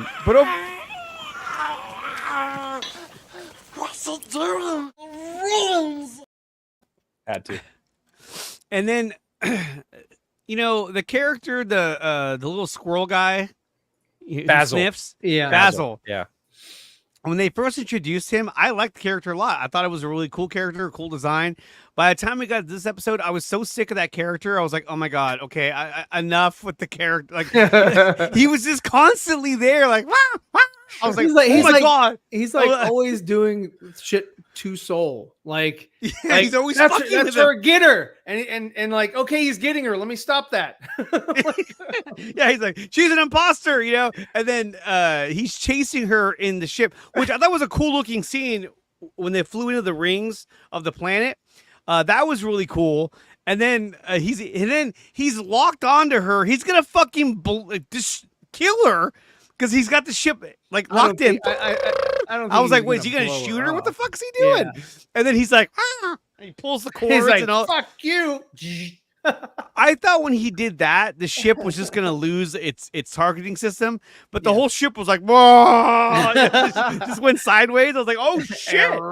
and then they both crashed the planet, and I think, and then like the whole sort of like love story between Quimir and Osha. I didn't really get it. It felt kind of forced, and I wasn't really feeling their relationship. However, I thought Quimir was the best character in this show. By the time we got to the end, his last episode, I actually thought he was the best character. He was better. I mean, Soul did it. Soul was a great character, but I thought his was better. I was like, dude, he acts more like a Jedi. He's calm. He's decisive. He's level-headed the entire time. He doesn't have these flip outs or bursts of emotion. He's always, kind of composed. And I was like, you know what? I actually like this character. And I almost feel like I wanted more of that character than what I got, because they spent a lot of time on the twins because that was the main point of the show. But Osha and May were two characters that I really, I don't know. I didn't like the way they were written. I didn't like the way they came across. I just didn't really like the characters at all. But Quimir, I thought, was actually a better character. And his portrayal of the character, Manny Jacinto, I thought he did a really good job. And so I thought his character was probably the best character. But overall, now the show is over, I don't think the finale is going to save the show. There were some things that I felt like they shouldn't even have done with this show. But overall, at the end of the day, I would give this show a 3 out of 10. Just because the overall execution, the writing, and some of the set designs and all that, it wasn't working for me. But there were things that I did like about it. Obviously, the lightsaber choreography I thought was really good. And there were some parts of the show that I really did enjoy.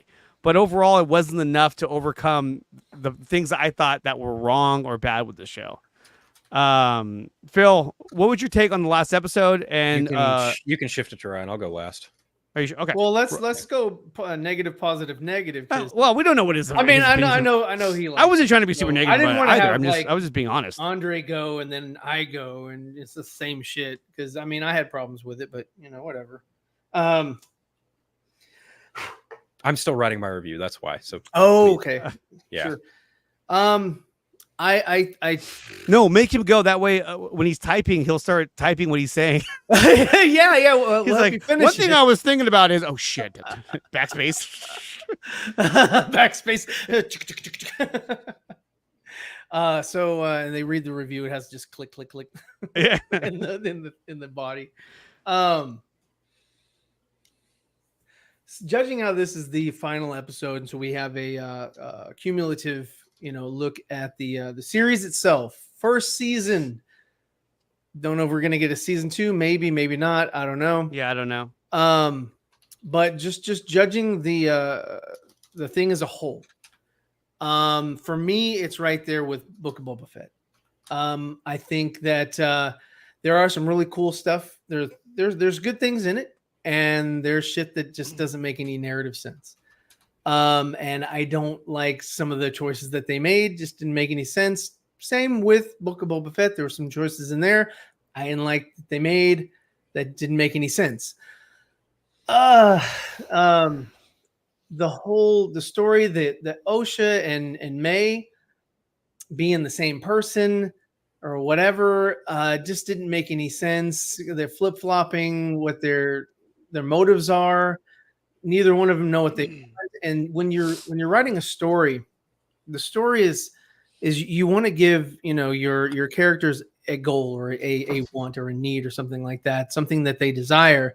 And then they strive to that, and either they get that, what they want, or something shifted and they don't get what they want, or they have to modify what they want. And then that's the new goal due to a circumstance or something like that. May and Osha didn't really have it. May was the worst written of the Osha and May, if you want to say that. It felt like the writers cared more about Osha's story than May's story, because May was just weaker. And then the decision to memory wipe her, which is a new Jedi power that every Jedi should. Yeah, that would be very convenient for a lot of shit. That didn't do any, like, I still don't understand why they couldn't have left the planet with her. Like, okay, we're all fucking leaving. We're Sith, or we're this. Fuck the Jedi. Why do we need to leave you here? Yeah, why did they memory wipe her and leave her there? And I must have missed it too. Sense. Yeah, it made no sense to me, because they ended up fucking blaming everything on Soul, which was kind of stupid. Because I didn't like that. I was like, well, wait a minute, you're blaming everything on the Jedi, and you're covering up this event or whatever. And you're gonna go try to lie to Yoda, and Yoda can't sense that you're gonna lie. Is like, like conflict I sense in you. I mean, they don't sense things in this. Like, to be fair, during Order 66, Yoda sensed all the Jedi being murdered. Now, you could argue that because there was so many of them being murdered, that's why it was probably such a strong sense. Right. But on Brendok, there was like what, 8 Jedi or 6 Jedi got fucking massacred by Quimir. I would imagine he would feel that, like, oh shit, I just lost a whole fucking group of Jedi. This is terrible. So that part to me didn't make any sense either. Here's the thing, guys. That's not how the Force works. Yeah. Okay. We've heard Han Solo. I'm being 100% serious. The Force does not act like a beacon within Jedi that just constantly goes off every time something is wrong. It is something and we're not saying it's something you have to actually tap into. And in that instance, as far as Yoda sensing the Jedi, because Order 66 happened, he immediately tapped into the Force to sense what other Jedi were feeling. It's a completely different kind of context here. Just saying. Right. And so when, like I said, with with the greenhead lady, going and talking to Yoda, I mean, if he doesn't sense that she's, full of shit, because we haven't seen what he says yet. That's the thing. I'm just saying she's going there because she's telling everybody that. She told the senators that, she's telling fucking May that, like, hey, this is what happened, no big deal. Your mom got killed. And that's the thing is, another thing with the Quimir thing is like, I'm going to memory wipe you until your age of 8. And it's like, wait, how could, that the memory wipe thing just still doesn't fucking make any sense. I thought that's actually canon. That's actually a canon thing. Well, but it still doesn't make any sense. Well, I thought if you memory wiped her, then she'd be like, I don't know who I am. Like, I'm completely and yeah, exactly. But she remembered everything up to the point where why would you? Where we almost met her, like the whole. And if that's the thing in canon, why wouldn't you do that? Like, why wouldn't they have done that to fucking Osha? Like, hey, yo, it's a memory wipe. That way you don't have to remember that your fucking mother died or some bullshit like that. Well, I mean, I would think and then there's no reason for any Jedi to be like, he's too old to begin the training, because then you can fucking just memory wipe the kids so that they don't have these fucking traumatic things in their backgrounds. If you're just gonna fucking memory wipe them, I mean, it's fucking convenient. It's the memory wiping part. I felt like all of that whole scene. Obviously, it felt rushed because the Jedi were like on their way over there, so they were like, "Oh shit, we gotta go." But it just kind of felt like, I don't know. if you're gonna memory rep somebody, I felt like there should have been more to it other than just tapping into the force. boom. You know what I mean? Like one hand wipe and you're done. Like, oh, that's Well, it. That's all. yeah, I But mean, then again, it's a force, so I mean, he's using his ability. sure. And just the same as, the Sith Witch and all that. And, all of them dying at once. And I thought that was weird. The bleeding of the lightsaber, I was like, wait, what? Isn't that supposed to be, like when they do that, aren't they supposed to be focused on what they're fucking doing? Because if it's just like I'm holding the lightsaber and just because, it senses the hate or whatever in me, it bleeds. Then when Vader grabbed Luke's lightsaber and ignited it, that shit would have fucking bled because he was, there was conflict in him, but he was like, there is no conflict, blah, blah, blah. Fuck you. It would have fucking turned red at that point. Or when fucking Anakin killed the kids, that shit would have bled then. Or, just at any time that shit would have bled. But I mean, it was a cool effect. It was a cool effect to see in the show. And I was like, that's neat. But I was like, wait a minute. I thought it was something that was a little bit more like, you've got to want to do it or whatever. It felt like it was sort of like when she did it, it was like not a thing. Because like, how would she fucking know? She's never met Sith. She doesn't know Sith. She doesn't know that you can do that. How do you fucking learn how to force choke? I don't know. That whole scene, that whole transaction or interaction with Soul is like, fuck yeah, kill me, whatever. I was like, okay, cool. I know, and I actually didn't want Soul to die. And when he died, I was kind of like, look, with him damn not it. being Like, in the no. show anymore, there's no other character that I mean, Quimir now, but there's no other character that I actually care to see more of as far as like what they're gonna do with him. But also Quimir too. I mean, he went from being this, this guy who's plotting, to have May kill all these Jedi and all this, or I should say, to help her kill all these Jedis that wronged her. And I thought the whole reason why was because he was trying to draw the Green Lady. What's her name, Phil? Vernestra. He was trying to draw Vernestra out so that he can confront her, which he kind of did this last episode, but he really didn't. He was staring at her. Yeah. And then she was like, looked up wait a and minute. gone. And then he's gone. He's like, I'm gonna go find And Ocean. I'm assuming because there was the prospect of a season 2, that's why they didn't have their confrontation. But I thought the whole thing was, you're learning about these characters, but the reason, like Quimir's motive was to draw her out and then confront her, and you would learn why she abandoned him from training him as a Jedi. But that didn't happen, and I guess he didn't come out because there were other Jedi there, but then he fought like he killed 6 all the other Jedi. Jedi. He And the fucking- Wookiee. They were like minced meat. He was kebabbing them like, Kebabbing, he So was, I was like, actually. well, wait a minute. Like, you're powerful enough to kill that many. I thought he was going to come down and be like, Yeah. So we meet again, like, oh, here it is. For the first time, for the last time. I wanted to see what the deal was with that. And because at this point, the two characters that if there was any connection to that I wanted to see more of, it would be Quimir and Soul. And spoiler alert, Soul dies. Yeah. He gets force choked, and I'm like, oh fuck. And it took so long that I thought maybe she was gonna let him go, but then he just died. I was like, fuck. And then to have Darth Plagueis fucking have a reveal, like it was just so like, so you've been just creeper, you're a creeper.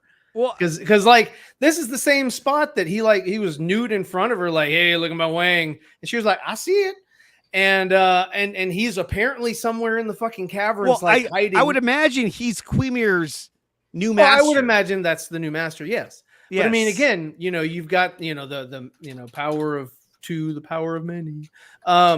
You've got why is she sought out? Why does if it's a rule of 2, developed by Darth Bane, then Darth Plagueis would know that and say, okay, there's a fucking, it's only 2 of us, so what the fuck are we doing with this one? Like, why are we training this person up to fucking be your replacement, or what's going on? What's the thought process on I that? thought his look of Darth Plagueis, I thought he looked really cool. I was like, dude, that looks badass. Like how he's in the shadow, but then I was kind of like, why is he hiding? And why is he, just like in a cave? Like He's a vampire. but like, even though his face kind of came out, I thought he looked hella cool. I was like, okay, there he is. Holy shit, that's cool. But then it was kind of like, well, okay, so now I have to trust the writers of the show to handle not only Yoda but also Darth Plagueis and possibly the connection to Palpatine. Like that's a lot, and that's a big meal to take on. Yeah, and even at the beginning of the show, when like you were saying, hey, May took off, which I thought was a cool scene. She got out of her cuffs, or she jumped into that escape pod, or went down and got into the ship and took off or whatever, and she went into the rings, and I was like, why not just fly for Soul? Why not just, because it's a bigger ship? Why not just fly above it and just fucking angle your shit down? Like what are your sights only fucking one way? Like, he's like, I got a follower in there. Yeah, I mean, you could have flown just right above her, and I was like, that was a choice, because I was like, that doesn't make any sense. And then the little beaver guy, it made no fucking sense that he was like, there she is, she's not fucking May, get her, fucking stun her, and then well, fuck you, you're not gonna get her. I'm gonna unplug this shit so you can't do anything. And like I said, when Soul had her locked in.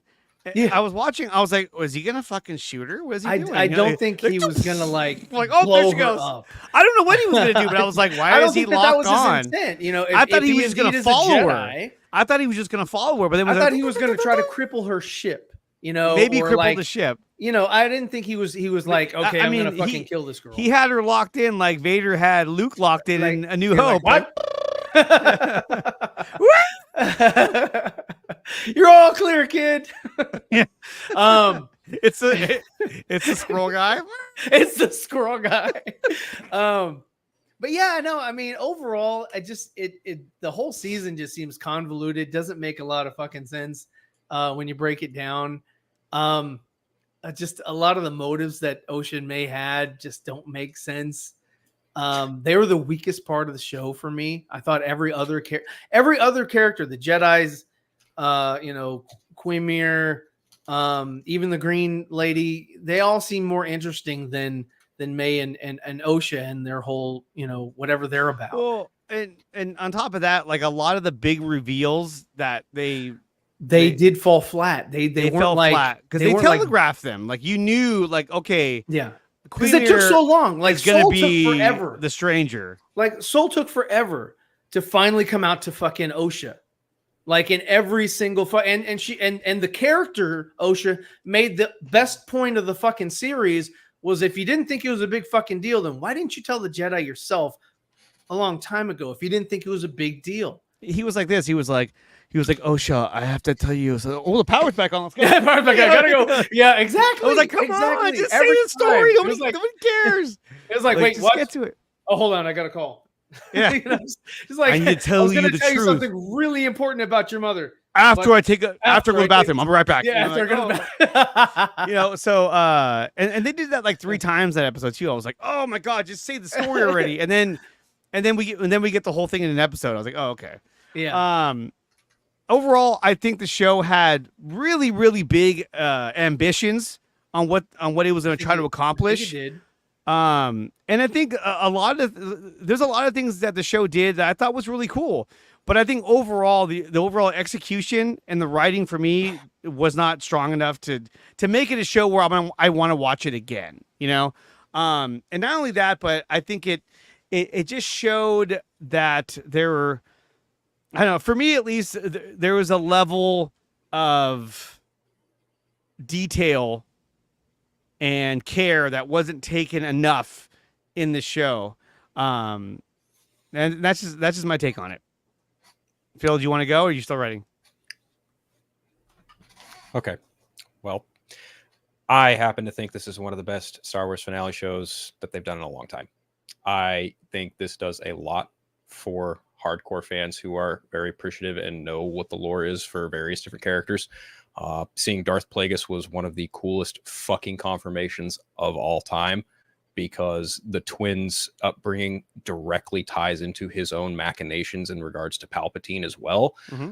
honest to God, like I think this is like one of the better finales they've done. Everything tied up pretty neatly with a few things left for a future season.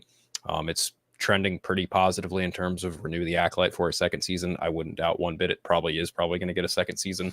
Honestly, I think there are some execution issues. Like some of the dialogue was pretty clunky early on. Like the whole fight me shit in the very first episode was a little even later on, some dialogue delivery wasn't that great. But honestly, the technicality of the lightsaber dueling was fantastic. It's probably on par with Phantom Menace. I do think that it was kind of a bait and switch for Leslie Headland to be like, yeah, Yoda's not in this. And then they show him in the very last frame of the first season. I was like, that's... I think there was more precedence to show off Darth Plagueis than there was Yoda, because you could have very easily just had Vernestra say, I need to have a conversation with Master Yoda, or at the very least the High Council, because the ramifications of her pupil, which I'm assuming is Quimir, like that's a pretty big deal that she would want to bring to the council's attention, not so much the Senate's attention. Putting everything on Sol is very much a way of showcasing that the Jedi are not squeaky clean. And honestly, I think that's one of the biggest strengths of this show, is that it shows both the light side and the dark side aren't exactly as black and white as people want to assume or treat them like they are. Honestly, I do think that this show is one of the better ones. I would actually probably wind up watching it more over than Andor, simply because I do like. Well, you didn't like Andor anyway. It's not so much as I didn't like Andor. I think it's fine. I just think it's not for me. Like I'm not saying it was bad, but in comparison to the shows that you did like, let's say like The Mandalorian. Well, I'm also one that doesn't necessarily believe there's anything bad in Star Wars. I'm not one of those people.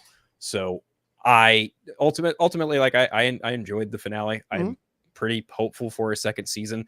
I think everything made sense if you're paying attention, but it very much like even seeing Sol get the Jedi Qui-Gon death of like being burned alive, that was really fucking cool. But again, like having Vernestra basically pull a Sol and Endara, like covering that story up to cover everything that they covered up, was like, okay, this is clearly going to be a blister that's only going to fester the further you fucking let it happen. And I think that's absolutely what's going to happen in a second season if they do get a second season. As far as mind wiping May, I feel like the reason they did that is because the ship that Osha and Quimir came in on only housed 2 people. So I don't know if you could fit a third person on that ship somehow. But even then, they said, like, Quimir was like, you know, if I can find you, they will. Like they weren't going to stop until they found at least one, if not both of them. So having May stay back as like a decoy of sorts, or maybe just like a kind of a ruse, and having her mind rubbed, that's, you know, I thought that was an interesting technique, because now you have the Jedi's just like, well, fuck, we got what we wanted, but we don't have exactly what we need. What the fuck are we going to do about it? But now that Vernestra is very much aware that her old Padawan, I'm assuming, again, Quimir is probably her old Padawan, is involved somehow, and she knows that there's something sinister behind his, you know, upbringing in terms of where he's at now, and he's the one who did all of this, more or less. She's going to want some kind of special assistance in regards to taking him out. And I feel like that's why she went to Master Yoda. But again, like, I feel like there is definitely more precedence to show off Darth Plagueis, because I feel like everything that happened with Osha and May, like their upbringing, the sisters being, you know, one, that's the thing. Leslie Headland said that the twins were essentially like guinea pigs, and in the way that like they're patient zero in terms of midi-chlorian manipulation. And when you look at Anakin Skywalker and his whole ordeal of being that, you know, that being that, oh, fuck, it finally happened. You look at Osha and May, like they're essentially patient zero of this. Like they were, I wouldn't say the first, but they're definitely like, you know, one of the first attempts at this. And instead of making one, they made 2, which is also why they're both inherently weaker than Anakin Skywalker as well. So yeah, they're definitely not like the strongest beings out there. They're definitely not. No. Yeah, but they're like, heavily flawed, and they play into that. Right. And honestly, I think, you know, props to Amandla Steinberg for doing double duty, having to play 2 different characters. I mean, you could argue that you know, both characters are kind of flat, I guess. I wouldn't say that, but I just really admire when an actor has to do double time. You know, you've got like Armie Hammer and the Winklevoss twins in I think that Social was Network. A better example, yeah. It was really good. I mean, I to be honest with you, I didn't know Army Hammer, and I was like, holy shit, that's not twins. I was, back when I saw that, in theaters, I was like, that's really fucking good.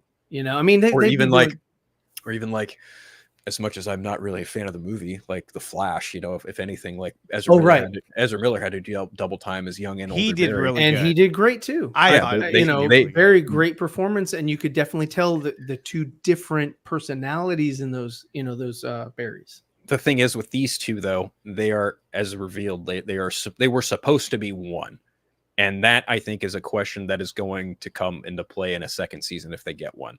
So I wonder if there's going to be some kind of force fuckery to merge them into one being, but I don't know. I thought maybe they were going to do that at the end of this season. Paulo Caesar writes, best way to sum up the sorry. Best way to sum up the Acolyte was from Jeremy Johns. This show is badass. It's bad. It's ass. And I saw his review earlier.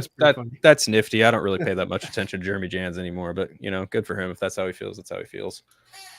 Yeah, I mean, look, the thing is that like if you like the show, you like the show. If you like it, just same thing with Book of Boba Fett, dude. I didn't like that show. There are things that I did like in it, but for overall, it wasn't my bag, But if there are people out there that like the show and thought it was good storytelling and great Boba Fett, like that's where you would take the character and all that. And same thing with the sequel trilogy. If you like that shit, good for you, man. I'm glad you liked something. I didn't like the way the story went, so it wasn't for me. Although the last few episodes, the last 3 episodes that had Luke Skywalker and Mandalorian in it, those are the best episodes of the Book of Boba Fett. I was like, whoa, this is badass. Yeah, of course, no doubt, yeah. And then his backstory too was cool. But I did like that. Like with the Acolyte, I thought that this episode I thought was better than probably. I thought this was probably the best episode that they put out yet. Because I mean, this episode was kind of it kind of just summed it all up, and it was just like, if you could just watch one episode and kind of get a feel for the Acolyte, it would be just watch episode 8, and then you're good. The senator that showed up, I forgot his name, but he's a good actor. He's played by David Harwood. I was wondering when he was going to show up, and they saved him for the last episode. I was like, his scene when he came in and had that dialogue, gravitas with her. I love that scene. I was like, I was watching it. I was like, I want more of this. This is like I loved the dynamic between the two of them. I loved the dialogue that they had with one another. I was like, I want more of this. Like, this was a good scene. I like that. And plus it had ramifications on the overall standing of the Jedi within the Senate. So I was like, yeah. It kind of gave me prequel vibes. I was like, yeah, you know what? I like that. Like, I want to see more of that. The one thing about Venestra was that I liked that she was of higher authority, and so there were bigger ramifications for the people and the things that she did in her life. However, still to this day, the fact that she's trying to cover up this whole thing, I would assume is because Quimir used to be her Padawan. Well, because she even says the whip marks on his back from her and she says, whip. "Oh my God, you're still alive." She senses that he's there. And they have that stare down when she looks over, he's gone. But my whole thing was that hey, look, so obviously you're covering this all up because one of the main reasons is that she's trying to cover it up because she doesn't want the Jedi to know that she probably abandoned her Padawan in a very bad way. Is she trying to cover her own ass, and that's why she's corrupt? And that's all I can see from her. She's not a great performance, but because she was just weird. But you can tell that and there's something with the purple saber, I think, is it's supposed to say something about their personality or some shit now. That's new Disney, Star Wars, whatever. It's because she has a purple lightsaber, she is sort of back and forth because it's between blue and red. I don't know. I think that's what it is. And that's why, Mace had a purple one or whatever. I know the real reason why Mace had purple, because he fucking loves purple and he asked George, hey, can I have a purple lightsaber? But I think they tried to make that make sense. Yeah.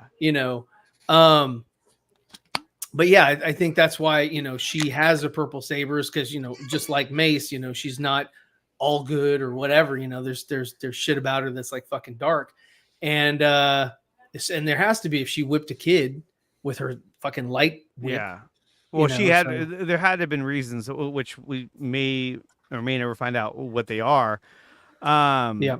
But one of the things that I thought, okay, cool, I like that, was that when May and Osha were escaping, you know, they're like, "Come on, we got to go." They went to the same point at which they were standing on those two platforms, and they went straight down. And she took her into that access tunnel, and she's Yeah. like, "What is this?" She goes, "This is where I went when I fell." But my head, I was like, "I don't know how you got into the tunnel," but still, it was cool to see how she Luke. escaped. I was like, okay, and I like that. It wasn't a flashback. It wasn't. It was just she was showing her how she escaped, and this is how they're going to escape as well. I was like, okay, that's good. I like that. You know, I like how they kind of intertwine that. That works. But at least for me, like a lot of it just kind of Their fight a lot of it was kind of choreography silly. Was kind of like a dance more than a fight, you know. And I know that choreography is a dance, but you know, it felt like a dance. And the only part that I actually liked about it, there was only one little section, was when they both like crossed, you know, with their legs, they kicked, and then it went to the sabers. And I was like, oh, that's a cool transition. Nice editing. That was great. Yeah, that was great editing. I liked that. I thought that was cool. Well, I like but, that, but as far as like, you know, they're, you know, flipping and twirling and all that kind of stuff, it was just like, okay. Well, how many I times thought do we need to do when this? Quimir broke it into two and then threw both of them at him, and then he had to do a force push to push all the two lightsabers and Quimir away from him. I thought that was cool. I was like, cool. I'm like, that probably would have been a lot more helpful in the last battle you guys had. But still, I was like, whatever. But no, I thought that was cool. The floating down part, I couldn't tell if it was supposed to be slow motion or was supposed to be. No, I think it was supposed to be slow motion, because they also did slow motion when they were on the ground. Yeah, And I they were wasn't sure. twirling, and it was slow mo here and there, but it looked silly. Soul going backwards. Yeah, it looked like they were on wires, you know. Yes, but then I was like, wait, is this supposed to be slow motion, or is it supposed to be there's them falling at that? I couldn't tell. So, but I was like, I don't know. I was like, kind of like, whatever. But then, like after that, when he breaks into two, he throws at him, he knocks it off, and then they were fighting. I thought that whole fight choreography was good. And the one thing that Quimir did that like nobody else seemed to really do very often in the show was that, boy, dude, anytime this motherfucker lost one, if not both of his lightsabers, he was like, he would just get him right back. You know what I mean? He used the force and bring it right back to him. And I was like, cool, I like that. That's what I would do as well. And then when who was it? When May showed up, and then took Soul's lightsaber and it went into her hand, and she's like, "No, that's it." You know, I was in my head. I was like, "Why doesn't he just grab it back? Like, give me that." I was like, "He's like, please, May, don't." You know, and then Osha gets the lightsaber, and then I'm like, "So you could take that lightsaber, use your force, and just." I mean, like Quimir he did it like 3 times. He's probably standing there like, and then that's the other thing too, is that like when Osha is confronting Soul and force chokes him, and then he dies, and there's a dialogue between Osha and May and all that. The whole time Quimir's just standing there, just like, and I'm just like, I'm wondering if Quimir's like, okay, so I was hoping to run into my old master, but I guess now I'm stuck with you two now. So yeah, he's like, okay, so he's dead now. I got you two. Okay, let's go. To me, I mean, I get what they were trying to do at the end with her being memory wiped, but I thought it'd been cooler if they both would have went with Quimir, and then so like they're off on their own. If they're gonna have a second season, that's got to be part of what the whole dichotomy that you have the light side and the dark side. That's why she's wearing white and she's wearing dark, and they're gonna do it again. And I'm sure that if they did this, Osha and May are gonna fight again and do that and whatever. It's just it's always to keep them in some sort of conflict. And I don't know why when they were hugging each other and they were saying those lines to one another, for some reason, I don't know why, I thought Osha was gonna be like, lightsaber May. I was like, wait, is that gonna happen? No way. And I was like, if you're truly a dark side user or influenced by the dark side, then yeah, you wouldn't you'd I be thought- like, fuck you, I'm selfish, I'm jealous of your Yeah, power. I thought that was gonna be I- like a plot twist, like you know, like she fucking fucking killed her like sister. fucking Highlander, there can be only one. Yeah. But the other question I had too was that I wonder if when the witches made Osha and May, they talked about how she split into two, and so it makes me wonder if like by any chance like was Plagueis there in some way, and like as they were doing this, he was fucking with what they were doing, and he's the reason why it split into two. I don't know. But it was interesting that they even brought him in at the very end. Just that one shot of him. And it was like, oh. And I think, when you look at it in a whole, it made a lot more sense that he was there because obviously Quimir had to train from somebody. So that would make sense that he would have a master who was hiding on the planet and didn't want either one of the twins to see him. Yeah, and it like you said earlier, it did kind of feel forced when they were both, staring off into the sunset, and Quimir grabbed her hand holding the saber or some shit, and I was like, okay, are they a thing now? Is this, I see your junk, so therefore we are a couple? Well, but it's like it felt forced to me because she watched him kill people that she absolutely thought of as friends. Well, yeah, just like X-23, she knew that he killed her, and they had this like really good connection on Coruscant. Well, and then it's like the other guy too. What was his name? No, you're not talking about the other guy. The guy who got his neck goober. snapped. Yeah, not that. She Yord. didn't His about name is him. Yord. Yord. Care about him. She But they fucking were. dissed him like, I know, but they you. were friends. Like they were in Not the really. academy together. They weren't. Remember friends. when she first saw him? She was She like, didn't- "Yord, what's going She had on?" no you know? respect for that dude.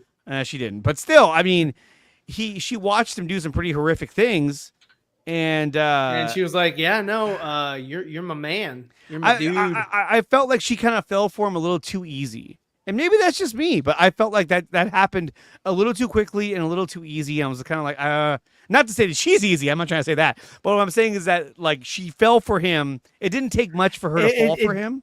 Well, yeah, and considering the circumstances, it was like, what sort of person or what sort of standard do you have? Because she wasn't dark side or anything, she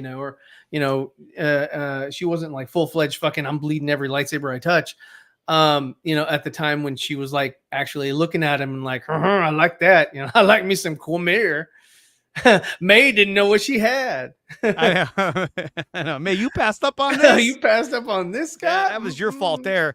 But like I said, at the end of the day, I thought Quimir was the best character out of all of them. He was the only one that I felt was the most consistent in that, like, he portrayed the character in the most consistent way throughout the entire show.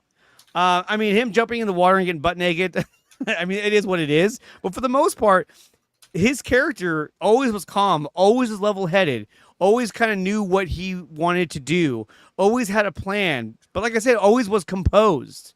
You never saw Quimir like, no, stop. He was just like, he was always composed. Well, he did act like an idiot when he got, trapped, but that was an act. That was an act. Yeah, I can't blame him for that. It was an act. Yeah, but I was like, just like Yoda was an act when when you first met him on Dagobah.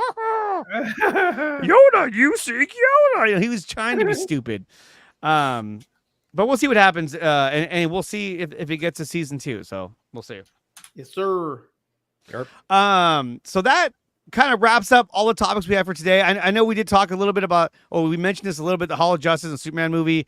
There is a location that they're using. A train station.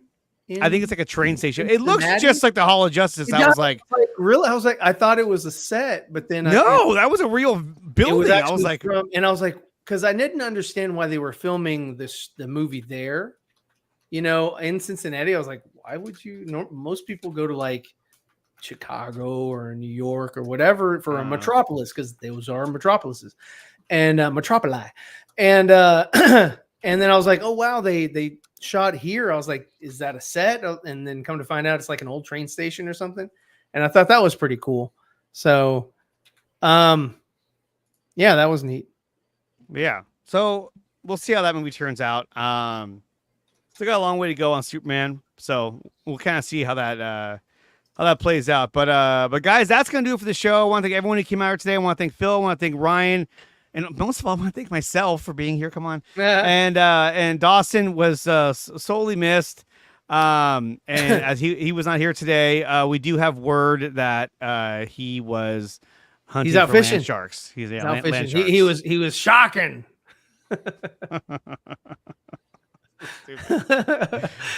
This week you can find us. Although Phil is only on Threads and Instagram. But everybody else, you can find us on Twitter, now called X, and then obviously Dawson on TikTok. What? You got a super chat.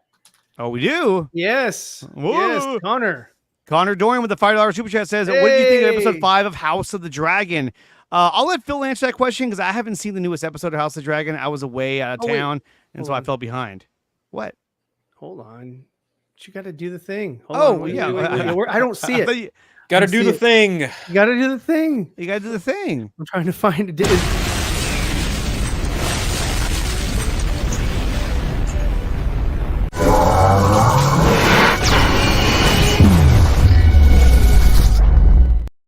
I don't see it. There we go. Okay. I know. I was like, here, I'll do it for you. How about that? Phil, what did you think of episode 5 of House of the Dragon? I'm hoping to catch up tonight. It was good. I mean, it was definitely exposition driven, as some Game of Thrones episodes tend to be. I mean, it wasn't terrible. There were some choices that I kind of raised an eyebrow at, but other than that, it moves the board. It moves characters on the board in a specific way. It moves the story forward a little bit.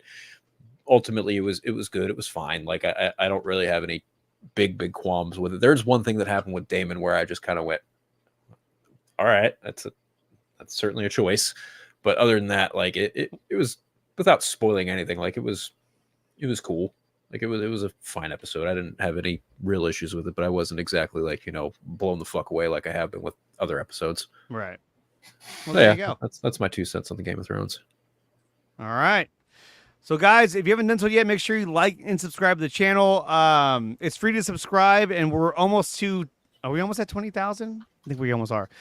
So definitely subscribe to the channel. Become a member to help support the channel, or at the same time, also subscribe to all 3 of our channels as well. Which my channel is Nicotina. You have Phil's channel. What's your channel called again? It's just I thought I had I thought I had a different name to it. Nope. The one Maybe that's the one that it's streaming to now is just my channel, just unfiltered. Oh, it's I was thinking. I think on the channel it says something. No, Maybe it doesn't. I don't know. That's what it shows here. Unfiltered, and then obviously Zever. Is it Zever Comics channel? Zever Comics now. Yeah. Yeah, Zever Comics. So check out Zever Comics on YouTube. Subscribe to all of our channels. Become members of our channels if those memberships are available. Hey, what's up, bro? Oh, Dwayne's back! Came in clutch. I need to watch that. I still need to watch that Crisis Part 3. I haven't seen Hey, any this of is them. for you, Dwayne. Just because we haven't seen you all day, this is for you.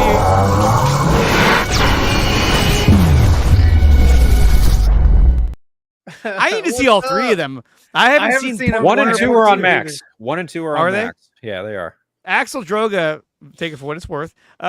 He told me that part 1 and part 2 were not very good. I've also heard that around, but I don't know. I haven't seen it yet. Part 1's better than Part 2. Really? Part 1 is better than Part 2. Oh, Yeah, I'll say that. That's brutal. I don't know how Part 3 ends, but yeah, we'll see. We'll see what happens. Yeah, I'm excited. Right. I'm curious about Part 3. I don't know if I'm excited. There is one element to it that I'm looking forward to, but other than that, I don't know. We'll see what happens. There's one element that I saw on like somebody posted a video of it, and I was just like, yeah, that's really cool. I like that. So it's something to do with Batman. So I was like, oh wow, pretty fucking cool. But all right, guys, he we will has huge thighs. huge thighs, buffalo thighs. Buffalo. But yeah, guys, subscribe to all of our channels. Subscribe to this channel and become a member of this channel to help support the channel. Yeah. And we will see you guys next week for an all new episode of the 4 Nerds. Later. This is 3 Nerds of the 4 signing off.